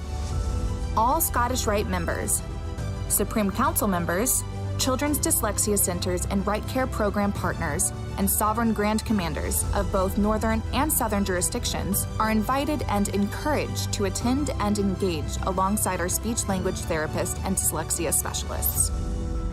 Removing the barrier of communication challenges by providing free and accessible care to children is our common goal, and raising the bar on the awareness and treatment that our language and literacy programs offer is the answer. All throughout the conference, and/or when the conference is over, stay and enjoy the St. Louis area at one of its many fine shows, museums, theme parks, and other great attractions. Also, while you're in town, catch a St. Louis Cardinals baseball game or a preseason game of the Stanley Cup champions, the St. Louis Blues. Open tours of the St. Louis Scottish Rite Cathedral will be available for all of those wishing to visit. As one of the largest Masonic buildings in the world, the St. Louis Scottish Rite boasts a nearly 4,000-seat auditorium and a delightfully rich Masonic library museum, and is home of many historical hidden gems and works of art. All this and more at the 2022 Children's Language and Literacy Conference in St. Louis, Missouri. Save the date now for this historic gathering of Scottish Rite leaders from both the northern and southern jurisdictions, alongside a continuing education opportunity for language therapists, dyslexia specialists, and speech-language pathologists, so that together we can continue to make enormous positive impacts on the children and families of all of our communities.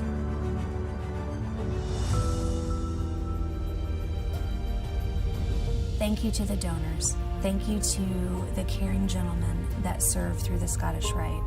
That partnership has been something that our family cherishes and will always remember. I wanted to say thank you to the Scottish Rite for helping me. We are extremely grateful to Scottish Rite and the funds that they provided for our kids. Anytime that we get the opportunity to tell anyone about Scottish Rite, we always do. And anytime anyone's looking for an organization to donate to, we always put Scottish Rite at the top of the list and tell them what wonderful things they did for our family. Being able to learn, being able to be just a kid, it's been life-changing for us. He's like excelling in everything he's done. He's graduated from his speech therapy. He's just a completely different kid. I'm just so proud of him.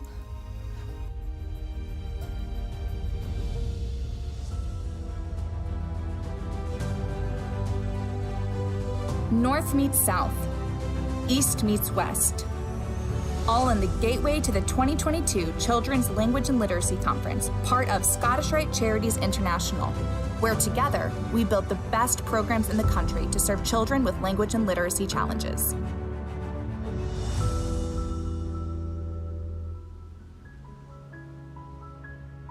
Well, that was awesome, and we're so glad you had the opportunity to be with us here. Hey, Maddie, what do you have to tell everybody? See you in 2022, and may God bless you.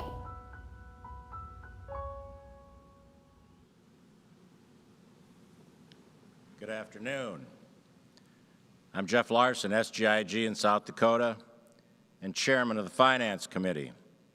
The Finance Committee meets quarterly to review the investments and internal statements of the Supreme Council, Scottish Rite Foundation, and the House of the Temple. Annually, the financial records of each of these three legal entities are audited by an independent CPA firm. The audit reports, including any recommendations for improving internal controls, are forwarded to the Council's Audit Committee, where they are reviewed independently. The Audit Committee then shares the audit report along with the IRS Forms 990s with the rest of the Council. All required IRS forms have been filed in a timely manner, and the three entities retain their tax-exempt status. Our independent CPAs have not expressed any concerns related to our financial controls. The Supreme Council, Scottish Rite Foundation, and the House of the Temple had combined investment portfolios valued at $45.2 million on December 31st, 2020. Total returns for the entities ranged between 11.6 and 12.6% in 2020 and between 6.3% and 7.7% for the first half of 2021. It is important to understand that the three legal entities operate under separate budgets. The Supreme Council has a budget for the 2020-21 biennium of $11.2 million. We expect to reduce that budget by almost $1 million in the new biennium due to staff reductions and restructuring of duties and several cost-saving initiatives. The House of the Temple budget for the 2020-2021 biennium is $6.6 million. We expect to reduce that budget by almost $200,000 in the new biennium due to staff restructuring and cost-saving initiatives. The Scottish Rite Foundation budget for the 2020-2021 biennium is $3.6 million. We expect to increase that budget by about $50,000 in the new biennium due to increasing support from the foundation to the House of the Temple. Although the pandemic certainly affected our initiation fee revenue, the Supreme Council has exceeded budgeted revenues while remaining below budgeted expenses for the biennium. The Scottish Rite Foundation has exceeded total budgeted revenue, although it is below budgeted income from operations, but has exceeded budgeted in our contributions.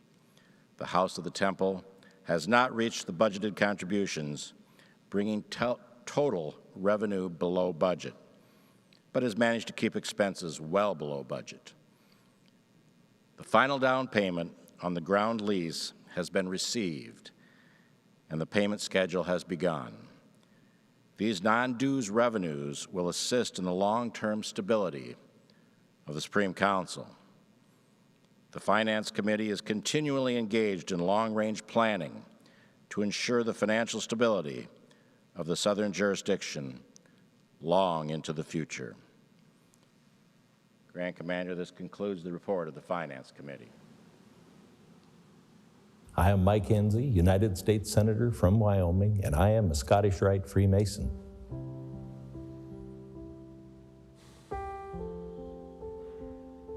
I was impressed with the lessons that I'd learned in the first 3 degrees, and I thought that the other 29 degrees would be helpful as well.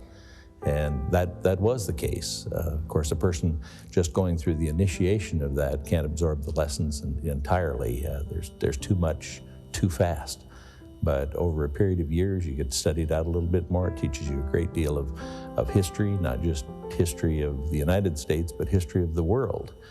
And of course, as far as the United States, it plays a major role because most of the founding fathers were Masons, and you can see the lessons entwined in the different documents that they wrote and the letters that they wrote back and forth to each other and the decisions that they made that framed our country.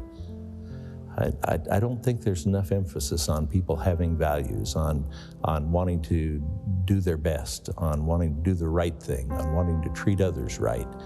And Masonry builds on that, not from the aspect of trying to get other people to do it, but trying to get each of us to do the best that we can with ourselves, and not to be as judgmental on other people. It's a way to make good men better.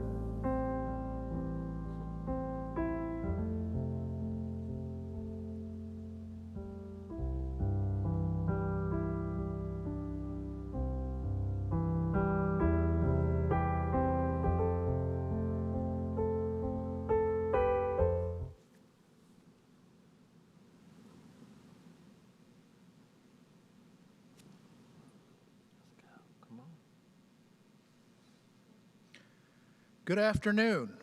I'm Frank Baker, Sovereign Grand Inspector General in Utah and Chairman of the House of the Temple Committee.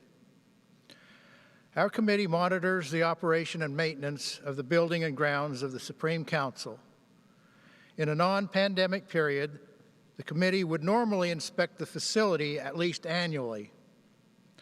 At the request of the Grand Commander, the committee received, reviewed, and shared with the Council a comprehensive 65-page report of the temple renovation project prepared by illustrious Sean Greystone, 33rd degree Grand Cross, Superintendent of the House of the Temple. Beginning with the report of the inspection of the House of the Temple by an outside firm of experts, Renovation team was established in 2008. In 2009, the Council approved the planned renovation budgeted at $79 million. The authorization was to proceed as funds were available. After spending approximately $5.3 million since 2009 and almost $1 million on other unplanned capital improvements, the team estimates that the remaining plan will cost approximately $72.8 million to complete. That's in 2009 dollars. The current pricing of the cost to complete could cost or exceed $100 million. The committee carefully reviewed a report of $369,000 of capital and other improvements undertaken in the 2019-2020 biennium, including upgrading entry systems and security systems throughout the building, improvements and repairs to the building's switchgear and main electrical supply, repairs to correct leaks in the roof and ceiling over the grand staircase, installation of the new Grand Archivist collection, installation of a new main fire panel, upgrade of the telephone equipment and the voicemail system, upgrade of several electrical panels, installation of sanitizing stations in response to the COVID pandemic regulations, repair and rebuilding of portions of the cooling tower. Initial steps were undertaken to update the philanthropies room. Roof gutter repairs were performed at the perimeter roof level. The exterior lighting was repaired and updated. The committee also received planned repairs and renovations during the coming biennium, including continued upgrades in the building and on the grounds. Our temple is one of the most recognizable Masonic structures in the world. Tour groups, both Masonic and non-Masonic, regularly visit and tour the facility. Visitors are routinely in awe at the sight of the architecture and contents. All brethren of the Southern jurisdiction can take great pride in the inscription over the front door. Freemasonry builds its temples in the hearts of men and among nations. Sovereign Grand Commander, this completes the report of the House of the Temple Committee. Thank you.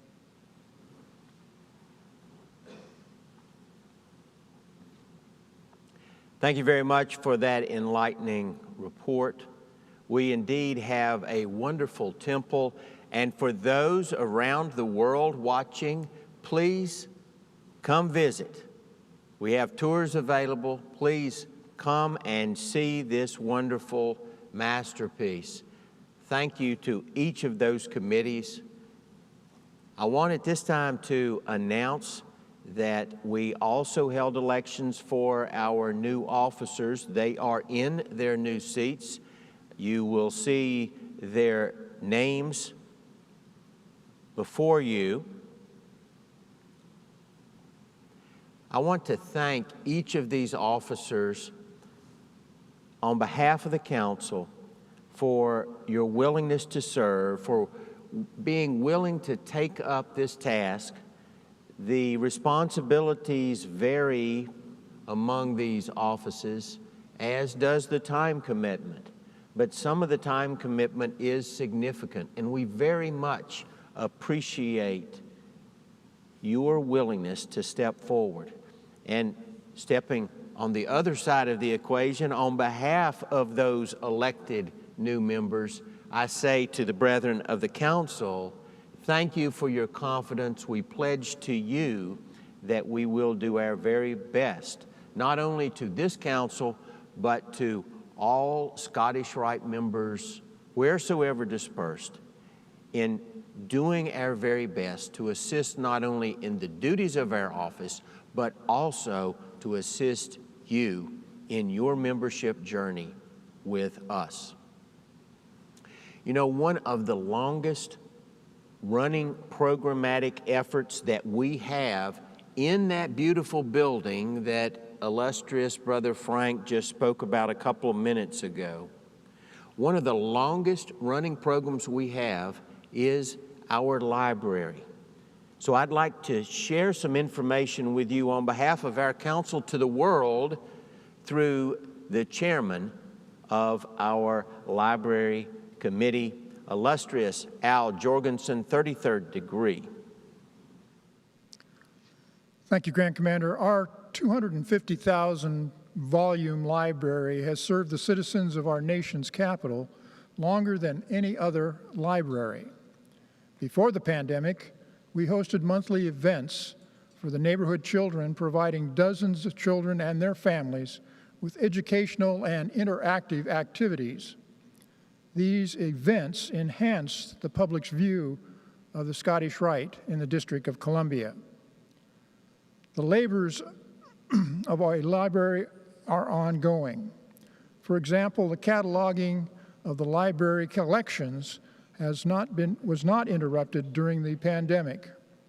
Every year, about 1,000 entries were added to the online catalog or updated.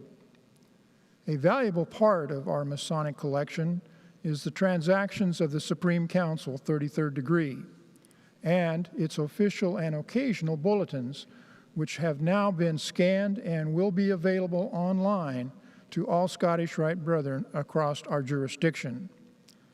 The Development Department's Adopt a Book program has generated monetary support for the library and has also rallied a strong group of supporters, the architects of the library. Our library staff is very attentive to the needs of the Scottish Rite Masons. Frequently, we receive inquiries about the history of the Scottish Rite Orient, its leadership, or its membership statistics. To meet this demand for information from our members, during the summer of 2021, our librarian, Ms. Larizka Watkins, completed an extensive reference volume containing historical data of all SGIG and deputies of the Supreme Council, 33rd degree, from its inception in 1801 to the present time. This work is now being edited for publication.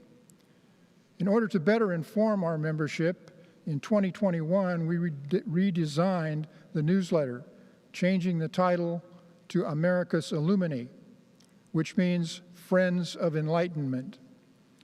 In this newsletter, Scottish Rite Brothers will be informed of items of interest from not only the library, but also the archives and museum as well. This first issue of the Americus Illumini will be released at the end of 2021. Our committee wishes to express our appreciation to our staff who work so diligently on our behalf. We strongly encourage each of our members to visit the library, either in person or online, to fully enjoy the benefits of this great Scottish Rite treasure. This concludes my report, Sovereign Grand Commander. Thank you, illustrious sir. We certainly have a wonderful treasure, a storehouse of 250,000 volumes in our library. Again, I encourage those of you who have not visited that library to please go and visit the library. You will be amazed. During our recent biennium, we certainly were faced with some challenges regarding membership, and you heard our efforts concerning membership, but within that, we also had a challenge for the ritual of the Scottish Rite, because in many locations we could not meet in person, so there had to be efforts undertaken to allow for a virtual communication of degrees. The Ritual Committee has been hard at work, and I would like now to present to you a report from our Ritual Committee. The illustrious Dave Martinez is committee chairman. Illustrious sir. Good afternoon. Our committee is tasked with monitoring the effective use of Scottish Rite ritual in our valleys and orients. In the past biennium, the constraints of the pandemic significantly impacted the performance of ritual in our valleys. Due to the variation in governmental mandates and guidelines from Grand Lodges, valleys operated in a wide variety of circumstances. Our committee, in coordination with the membership committee and the staff of the Supreme Council, developed a virtual reunion program that was given to all our valleys. This program presented a standardized communication of all the degrees from the 4th through the 32nd and included robust audio-visual aids. Many valleys used a virtual reunion to great effect. More than a third, 35% of our valleys, utilized a virtual reunion in 2020. In 2019, our valleys held 1.6 reunions, which decreased due to the pandemic to an average of 0.7 reunions in 2020. During the biennium for a reunion, an average valley performed 10 degrees live or in person, with the remaining degrees being communicated. This means that in addition to the 5 mandatory degrees, the average valley performed 5 other degrees at each reunion. In addition to the degree ritual, Scottish Rite members performed many educational and motivational ceremonies. 86% of valleys performed the celebration of remembrance and renewal. 84% performed the Feast of Tishri, and 65 conducted a 14th degree ring presentation ceremony. Despite the impact of the pandemic, our ritual and the performance of our ceremonies continues to be an important part of the Scottish Rite experience. In assessing our ongoing efforts in the coming biennium, we will encourage the use of the virtual reunion program as a complementary tool to assist our valleys in bringing in new members. We will also continue to develop additional guidance on the use of various ceremonies, some old, perhaps some new, to improve membership engagement. Sovereign Grand Commander, that concludes my report. I, Jim Cole here, Sovereign Grand Commander, and I want to urge you to mark your calendars. Leadership Conferences 2022. It's hard to believe. 2022. Here we are, and Lord willing, we're going to get together at leadership conferences. I'm standing here in the beautiful executive chamber in the house of the temple, and we need folks. We need folks in this room, but we need folks to get together and to have one of our great conferences. You know, the last time we got together for one of these conferences, 2 days later, I had to start canceling the rest of the conferences. So I want you to mark your calendars. We want you to come because what we want to focus on is not just the current leadership and the skills of our leaders, but those skills necessary to build future leaders. We need some future leaders at this workshop. We need leaders at all levels of the organization to come to these workshops. We're going to give you information we hopefully will inspire you, but more than anything else, we want to have the opportunity to be with you at each of these leadership conferences. Lord willing, that we get there, I can be there with you. We're going to have a conversation, you and I, about the future of Scottish Rite. So I look forward to seeing you. Let's get together in 2022.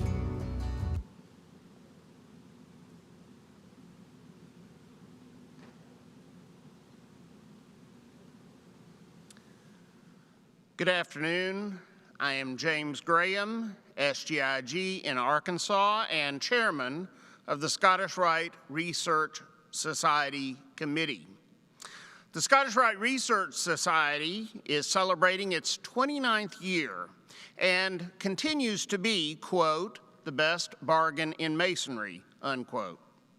Our membership currently stands at about 3,200 members. Since the last biennial session, the Research Society printed and distributed 2 volumes of our flagship publication, Herodom, and 2 bonus books. Our first bonus book in the biennium was Albert Pike's Magnum Opus, which was a facsimile reprint of Pike's first draft of the Scottish Rite Rituals. In 1855, Pike was assigned to a special committee tasked with revising our rituals. Within 2 years, he completed the task and had the draft printed at personal expense. In 1857, Albert G. Mackey called this work, quote, the Magnum Opus. Our Special Research Society edition includes an introduction by illustrious Arturo de Hoyos, 33rd degree Grand Cross. Illustrious S. Brent Morris, 33rd degree Grand Cross, compiled a comprehensive index for this work, and Brother Stephen Adams, 32nd degree, designed the attractive cover boards. The second book in the biennium was Cernoism and American Freemasonry, which includes a collection of insightful articles originally published in Herodom with additional material by S. Brent Morris, 33rd degree Grand Cross, and Arturo de Hoyos, 33rd degree Grand Cross, the editors of the book. Again, Brother Stephen Adams, 32nd degree, designed the attractive cover boards. We are now producing a facsimile edition of the ancient and accepted Scottish Rite of Freemasonry by Charles S. Lobinger, 33rd degree Grand Cross. This book, originally prepared and printed in 1932 at the request of Grand Commander Coles, is a prehistory of the Scottish Rite. We have also instituted a new award, the S. Brent Morris Lecturer, which honors illustrious Brother Morris as the founder of the Research Society. Lecturers will speak at our biennial sessions and will receive a special jewel created for this purpose. illustrious Brother Morris has been invited to give the first address. Brethren, we encourage all those who are interested in expanding their intellectual Masonic horizons to consider joining the Scottish Rite Research Society. Please check us out on the Supreme Council website. Sovereign Grand Commander, that completes our report. Thank you, illustrious sir. You know, when we began this journey on the council, in the council family, we never really consider the end of this particular chapter. We're so excited about the newness, the 4 new active members we see before us. But there comes a time of retirement from this council, and we want to recognize our retiring member. We have one who will retire in the coming biennium, illustrious Jamie Smith, our SGIG in Alabama. And I'll tell you this, if you go to Alabama and you ever need something, or you get in trouble, maybe even with a speeding ticket, I don't know, or you go to a lunch counter and they don't give you the correct change, or they won't give you that last piece of pie, if you never ever need anything, just say, I know Jamie Smith, because they'll take care of you then. I mean, they'll roll out the red carpet then. One of the most beloved Masons in the state of Alabama, I would ask if you would please rise, and my brethren join me in showing this dear brother our respect and admiration and veneration for his service.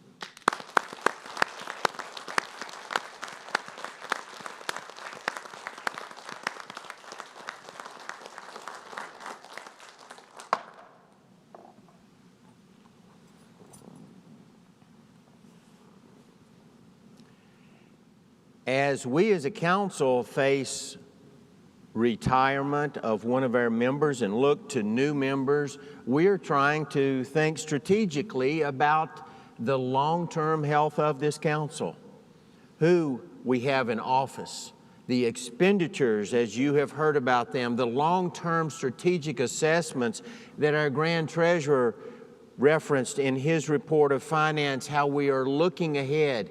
It is important that we value the need for strategic planning. And for that reason, I now call upon our Lieutenant Grand Commander, the illustrious Michael D. Smith, 33rd degree from South Carolina, the committee chairman for our Strategic Planning Committee, for his report. Sovereign Grand Commander, thank you for the introduction. The Strategic Planning Committee is responsible for the assessment of where we are and where we need to go within the Scottish Rite. The planning of the 2020 Scottish Rite Leadership Conferences was focused on obtaining valuable feedback from our valleys, our members, and assessing the current impact of the VMAP, or Valley Membership Achievement Program. Although 2 of our conferences had to be canceled or were converted to online formats, we did get feedback from our participants in the Charlotte session.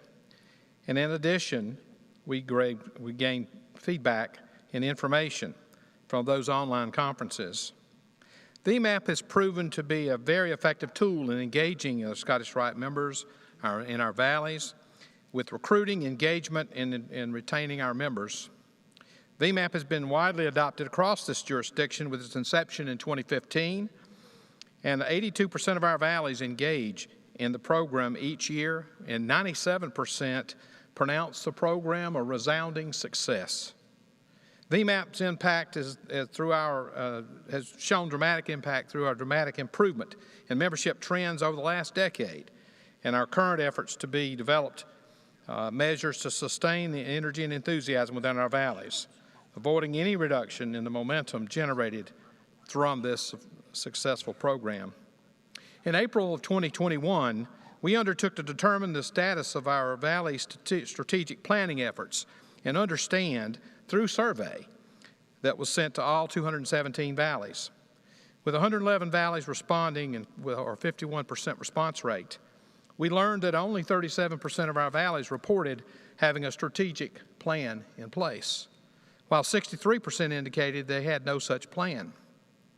However, those of the strategic plan in place, 88% reported the plan had been communicated to their members, and 74% responded that they had been reviewed within the last 2 years. Every plan, my brethren, must be shared among our members, and every plan should be regularly updated. We've all witnessed how rapidly circumstances can change, and strategic planning is a crucial step in being properly prepared for what tomorrow may bring. Clearly, our jurisdiction must pursue strategic planning more aggressively. Each valley must act on a more strategic manner and develop a strategic plan to ensure the future success of the Scottish Rite. In the coming months, the valleys that did not respond to our contact in our survey will be contacted and actually used to help us develop a picture of our strategic awareness. The committee will obtain and review existing valley strategic plans, compile examples of effective ideas and best practices. This information will be made available to all of our valleys, and further, presentations will be included in our 2022 leadership conferences to engage and encourage members to develop strategic plans, thinking and planning to ultimately improve the future more effectively for all of our valleys. In closing, we encourage all of our members to encourage their valleys to thoroughly assess where we stand today and undertake to effectively plan for tomorrow. Sovereign Grand Commander, this concludes the report of your Strategic Planning Committee. Thank you.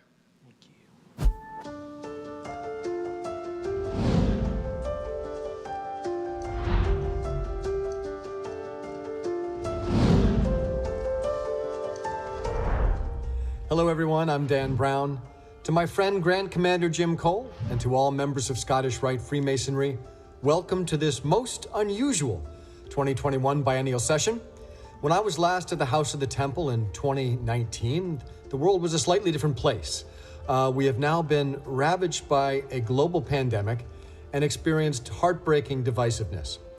Through all of this, however, members of Scottish Rite Freemasonry have remained steadfast in their commitment to their time-honored traditions of brotherly love, relief, and truth. And so I would just like to say, to all Freemasons, wheresoever dispersed, thank you for seeking excellence in these extraordinary times. Enjoy your session.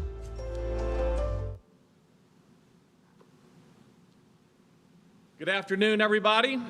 I am Bob Cockerham, Sovereign Grand Inspector General in Missouri, and so proud to be the chairman of the Benevolence and Fraternal Assistance Committee. Throughout the southern jurisdiction, Scottish Rite Freemasonry continue to assist in providing funding for Rite Care, scholarships, and many more charitable endeavors.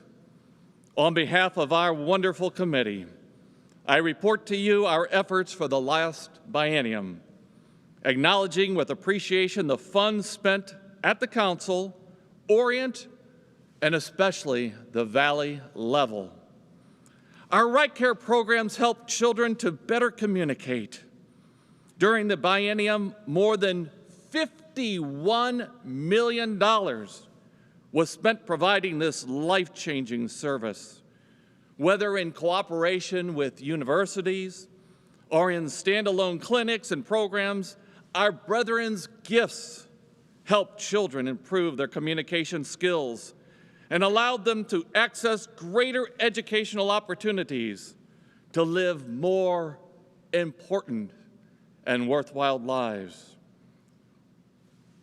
We support life-altering miracles, one children and one child at a time. As a fraternity, we emphasize enlightenment for our members. So spreading the light of higher educational opportunities is an important part of our benevolence. Nationally, while many scholarships focus on low-income children, those in the middle class, like many Scottish Rite families, have largely and sometimes been left behind and often must resort to the use of student loans. To assist our members with this titanic struggle to finance higher education for tomorrow's leaders, we provided more than $10.1 million at the Council, Orient, and again at that Valley level in scholarships to deserving young men and young women. All the Supreme Council, and at the Supreme Council, we are now working to establish permanently endowed scholarships that will ensure assistance to deserving students for generations to come by enabling students to pursue an education without the burden of debt. These new citizens will better be prepared to lead our communities in the coming decades and for many more years to come. Masons must never forget to stretch out forth their hand and assist a brother in need. During the recent COVID pandemic, many of our brethren suffered from income loss, illness, and so much more. Almost $1.4 million in aid was provided to these brethren through the Almoners Fund. In addition to these various efforts across the southern jurisdiction, our members have contributed to a host of other charitable efforts at every level of our organization, to the tune of more than $801 million. Yes, my brothers, ladies and gentlemen, and friends, $801 million because of you, your giving, your love, your passion for others in the community and to the glory of God. A sampling of these successes include shoes to low-income children, medical equipment at shut-ins, assistance to orphanages, supplies for needing school children, and in the Orient of Texas alone, our brethren operate one of the finest children's hospitals in the entire nation. We commend them for their state-of-the-art hospital and the facility that treats sports-related injuries in particular. Ladies and gentlemen, we must never forget that our fraternity expects us to go beyond the doors of our valleys and be willing to assist in every endeavor out there. May all Scottish Rite Masons be proud of the assistance we have provided to our brethren, to our children, and to so many others in need. We should, and we always will be willing to contribute to the relief of others as liberally as we can.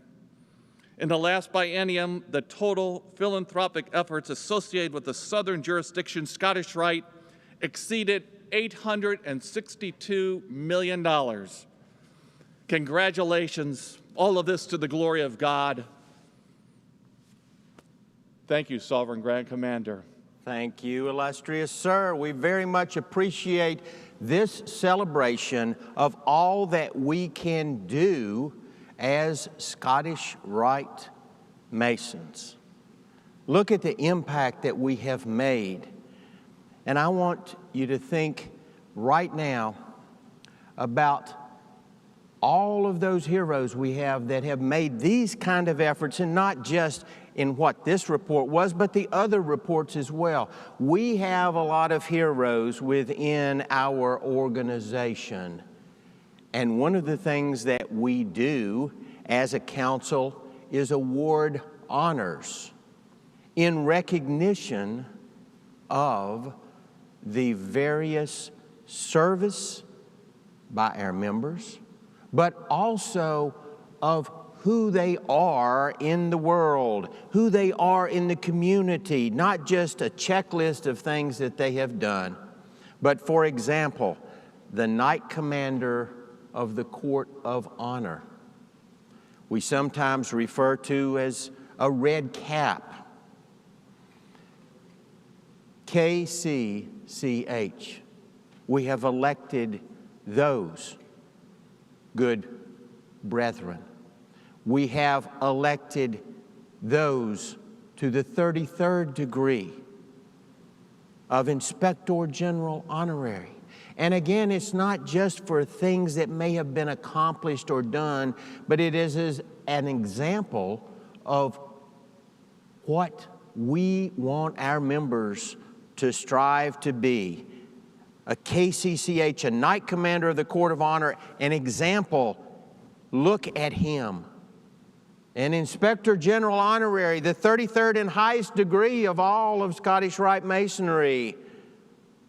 Look, that is who we hope that you can aspire to be. And our ultimate honor, that of a white cap with a blue band, as you can see on your screens, that of Grand Cross. Those are very, very limited. Only 112 were living prior to this session. At this session, we had 11 nominations for Grand Cross. We are not going to put those names on the screen, but I will tell you that those 11 nominations were considered for almost 2 hours as the Council on Administration Friday evening poured over the information provided to ensure that this group and that each individual was worthy of this honor. And because we have restricted attendance at this meeting, those names will only be announced by the SGIG or deputy who made the nomination. Only the brother who started the process, the SGIG or active, and the deputy will be allowed to make that announcement in their own time. And we will certainly, once all those announcements have been made in the individual orients, we will publish those names in the coming weeks on our website so that we can all celebrate that highest of honors. And you see, even within our appointed officer corps, we have at the front of the stage 2 wearing that particular cap. But it is a very few. So it is the honors season, as we say, but let us celebrate those who have received that honor. And at this time, I would ask if my brethren on the council would stand.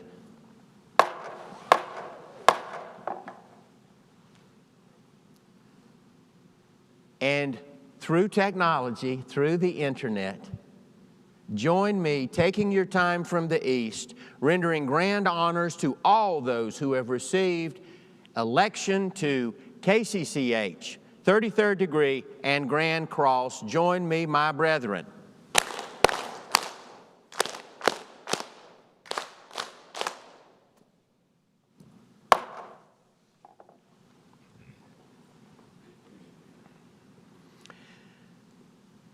Well, I hope y'all have had a good time. I want to share just a couple of thoughts with you. We have had a challenge here as we try to put this thing together. Thing being the definition of this event. Now, I carry with me, of course, my mask so that when I'm not speaking to a group, I can put it on.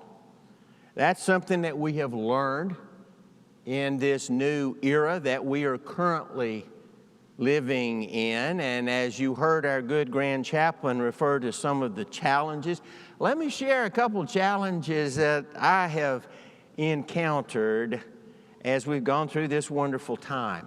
First of all, we had to determine how many of y'all we could invite. And I had to make that determination months ago and estimate whether or not the hotel could hold us, whether the D.C. mayor would allow us to meet, what might be happening months ahead with a virus that we hadn't figured out, and I don't know that we still have figured out very much about it. But let me just share some of the wonderful little experiences. You know, I thought in my great wisdom that if we were going to socially distance in executive session, well, the biggest space we had was the temple room. So I said, we're going to meet in the temple room. We can spread out up there. And then someone reminded me, after I had already announced that to these good brethren, Grand Commander, it's going to be hot in August up in the temple room. And you know, you've had a lot of donors, but you hadn't raised quite enough money to put air conditioning up in the temple room. So I made the change a couple weeks ago and said, we'll go to the Burns room downstairs on the air-conditioned level, and was down there the night before our executive session. It was nice and cool. And then I learned by the time I arrived there the next morning, a couple of the air conditioning units were not working properly. And I said, welcome to COVID. After the meeting, they advised me that we had meeting and then lunch, and they advised me that I wouldn't be able to get my car out of the parking lot because the caterer's truck, which had blocked my car in, was out of gas. Kid you not. So they finally figured out where to find some gas, put it in the caterer's truck. The truck pulled away. We were able actually to get out just a few minutes after they told me that. In fact, they probably could have just avoided telling me that by the time I got down there. But anyway, I could get out, and then we got out, and the young man who looks after that car, we went over to the hotel, and he came in later, and he said, Grand Commander, I hate to tell you, I was out there because it was in the rain, and he really is so diligent about taking care of that car. And he said, we had a rain, so I know what he does. After the rain, he wipes all the water spots off of it. And he was doing that on the passenger side of the car, and the car nudged a little bit. He got up and he looked, and someone, guess what, had tried to park next to my car, and they gave it a little nudge, just a little scrape, just another one of those little COVID pinpricks. Anybody ever experienced that in the last few months, the little challenge of getting out in the hallway of a hotel and walking halfway down toward the elevator, which in some rooms here I realize is about a half a mile. So, and getting halfway down there and realizing that you didn't have this thing on, you got to go back and get it, or your cell phone's back in the room, or as a couple of the ladies in my life has experienced in the last 24 hours, that wonderful statement of, have you seen my cell phone? Now, being a husband who still has not learned, I, of course, answered, well, yes, I've seen your cell phone. It's about that big, but I still am able to walk and talk because we are all blessed with people in our lives who make a difference. And to those situated around here, there is a special group that's situated just out of camera shot here of Our Ladies. And I would just ask, I'm not going to ask you to stand and clap or anything. I would just ask that you place your hand on your heart and sort of nod your head, because that's really, really what we need to do, is to, with reverence, acknowledge them. And I would do the same to a couple of special ladies who take care of me as well out here and during the week, and all of those staff that are behind these very, very bright lights. Maybe about the, they dimmed them. Thank you very much. That was sweet. They dimmed them as I said that. But people are making differences in our lives. In spite of what we have been through, people are making differences in our lives. And guess what? You just heard it through all these committee reports, through videos.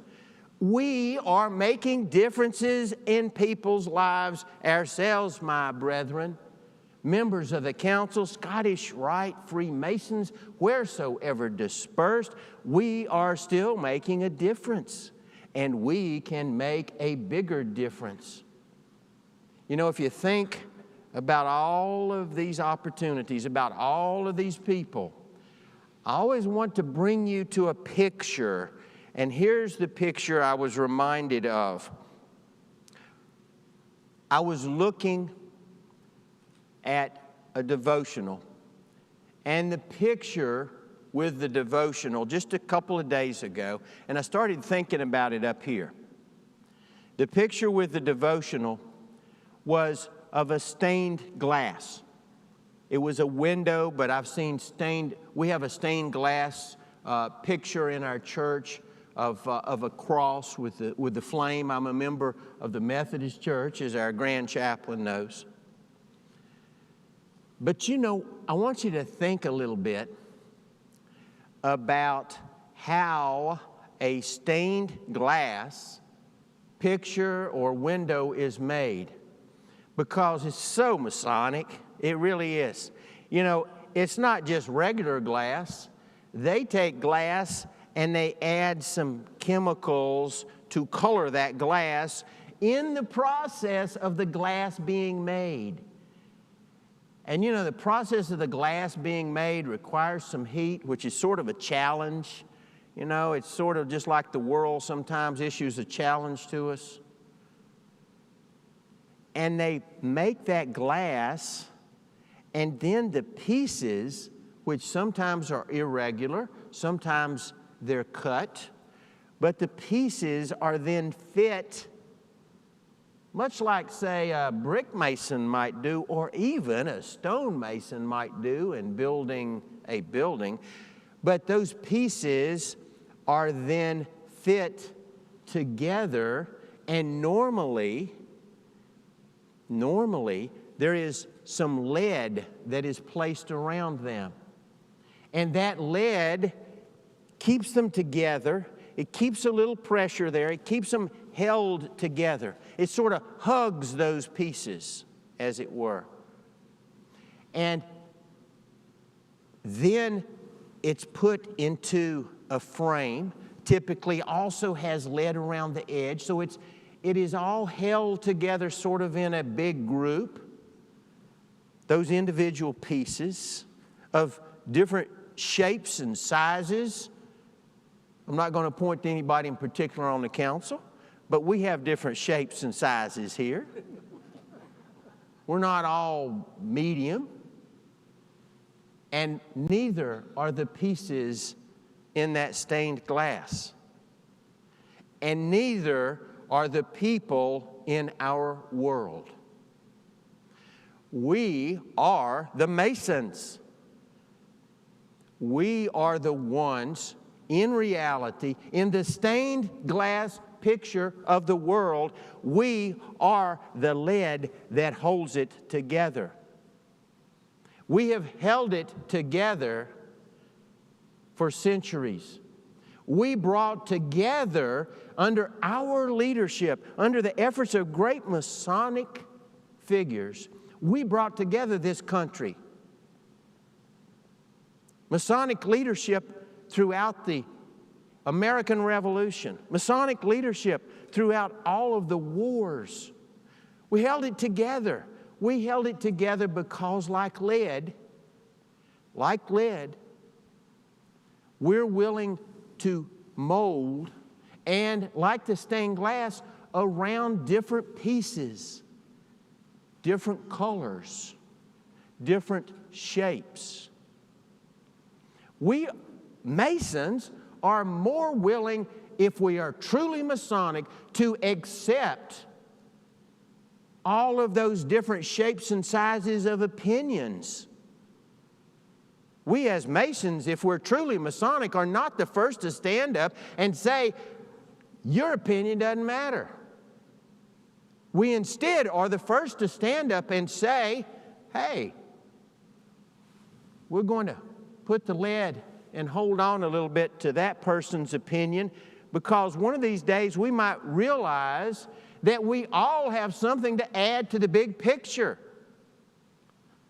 All the shapes and sizes, but we are the lead in that stained glass picture. It's us. We have the opportunity now. Out there in the world of the internet, my brethren, what our world needs even more than one of these in the long run, well, we need even more than one of those shots in the arms in the long run. What we really need the most of, what the world can benefit the most of, is Masons being the most Masonic man that they can be. And in order to be the most Masonic you can be, we have to remember what we promised to do. We have to remember where it started for us. We have to remember that where it started was a point that represented a light from above, and realize that before we ever entered from a gate into a lodge setting such as this, we had to be willing, and when we went in, we had to be willing to accept some thoughts and ideas that maybe we had not had before. So if we truly could be the most Masonic man that we could be, think about all the differences that we have struggled with as a society for the last couple of years that would not have been such a problem had people been willing to just accept someone of a different size, shape, color, or sharpness or edginess of opinion.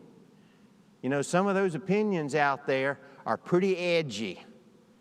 They're pretty sharp, just like in that stained glass. It can be pieces of broken glass, but it'd be pretty sharp if it weren't for what? You know, it would cut you if it wasn't for what? That lead. That lead, my brethren.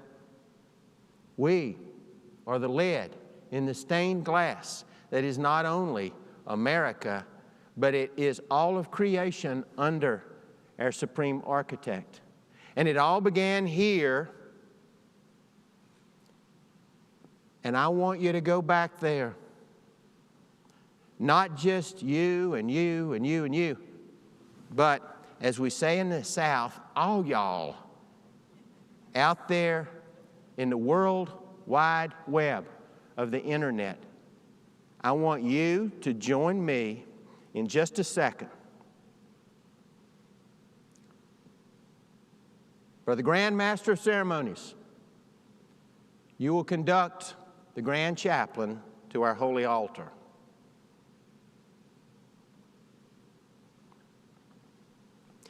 My brethren, while the Grand Chaplain is being conducted, I am going to place my right hand on the Holy Bible.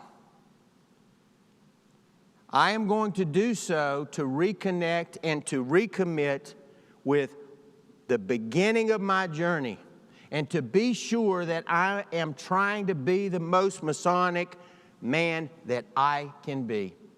And I'm going to ask You can stay seated.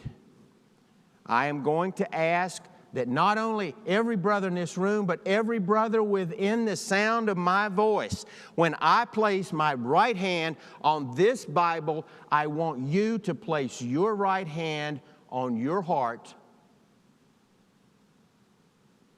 I'm going to say a couple of words of a thought to you, and then I'm going to ask our grand chaplain to lift up a prayer for us. If you will keep your right hand on your heart, all of you out there, and think about the beginning of your journey, where it is now, and where you can take it if you truly remember to do what you promised.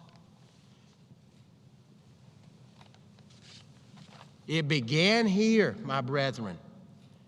It began here. But before I could get to this altar in any Masonic ceremony, I had to have a belief in a supreme being. I had to accept a volume of sacred law on this altar upon which to place my hand. My choice is the Holy Bible. I am Christian. You may be of a different religion, but I know if you are my Masonic brother, you are a believer in a supreme being. Close your eyes and think with me of that first night. It might have been a small lodge, it might have been a large city lodge with hundreds of people. But the important thing is, you were bound to them. And even more importantly, you gave your obligation not only to them, but you spoke your obligation, you sealed your obligation with your Father in heaven. And so now, I symbolically ask a renewal for these obligations, and I pray that you will remember yours as our grand chaplain lifts up a prayer for us, that we may be the lead that holds together that society. Let us pray. Almighty and most merciful God, we come to you in prayer knowing that you are a good, kind, and loving God. We acknowledge your presence with us, in us, and we pray your will through us as we serve those in your name. It is with grateful hearts that we have again reunited as Scottish Rite Masons who are dedicated to faith, liberty, and true enlightenment. Continue to bless our Grand Commander and all those who lead our Rite and all those who are here with us, either literally here in this room or throughout the world, that are rededicating themselves to the true virtues of Masonic living. We thank you for all of those good and true brothers who toil faithfully in your kingdom. We also pray for other leaders in other countries. Watch over them and bless them. Guide the President of the United States, and indeed all world leaders who strive for peace and justice.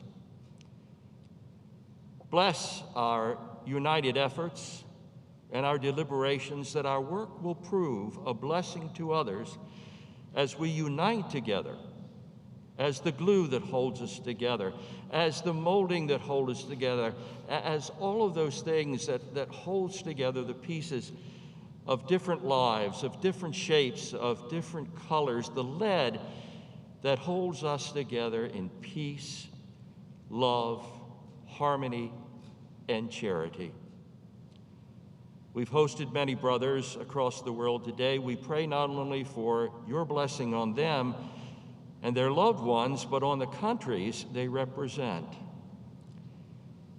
We pray for peace in our time and safe harbor for the millions of people go to bed hungry and have no place to lay their head. And we pray especially for the children near and far who need their chance to grow and develop. Help us as Scottish Rite Masons and as Freemasons to continue to answer the call and the needs of children. We know that these are challenging times, and sometimes we allow people and situations or objects to shine the light by caring for others. Help us to remove the shadows and lighten their day. And above all else, help us to serve you as we see the world through your eyes, as we wonder in your love and creation, and know that you are God still, and we are your people.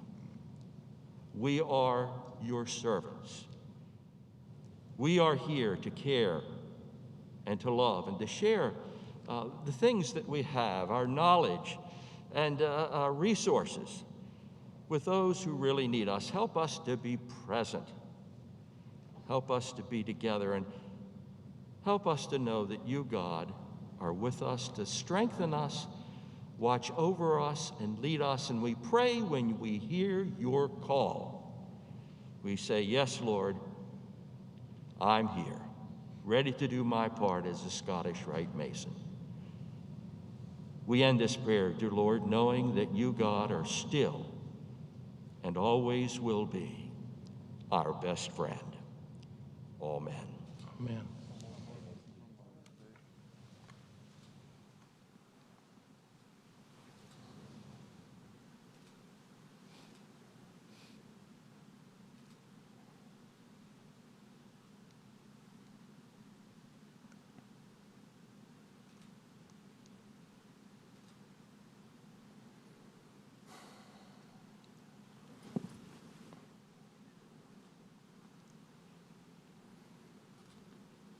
My brethren, our deliberations have sought to provide inspiration, motivation, and celebration for our craft.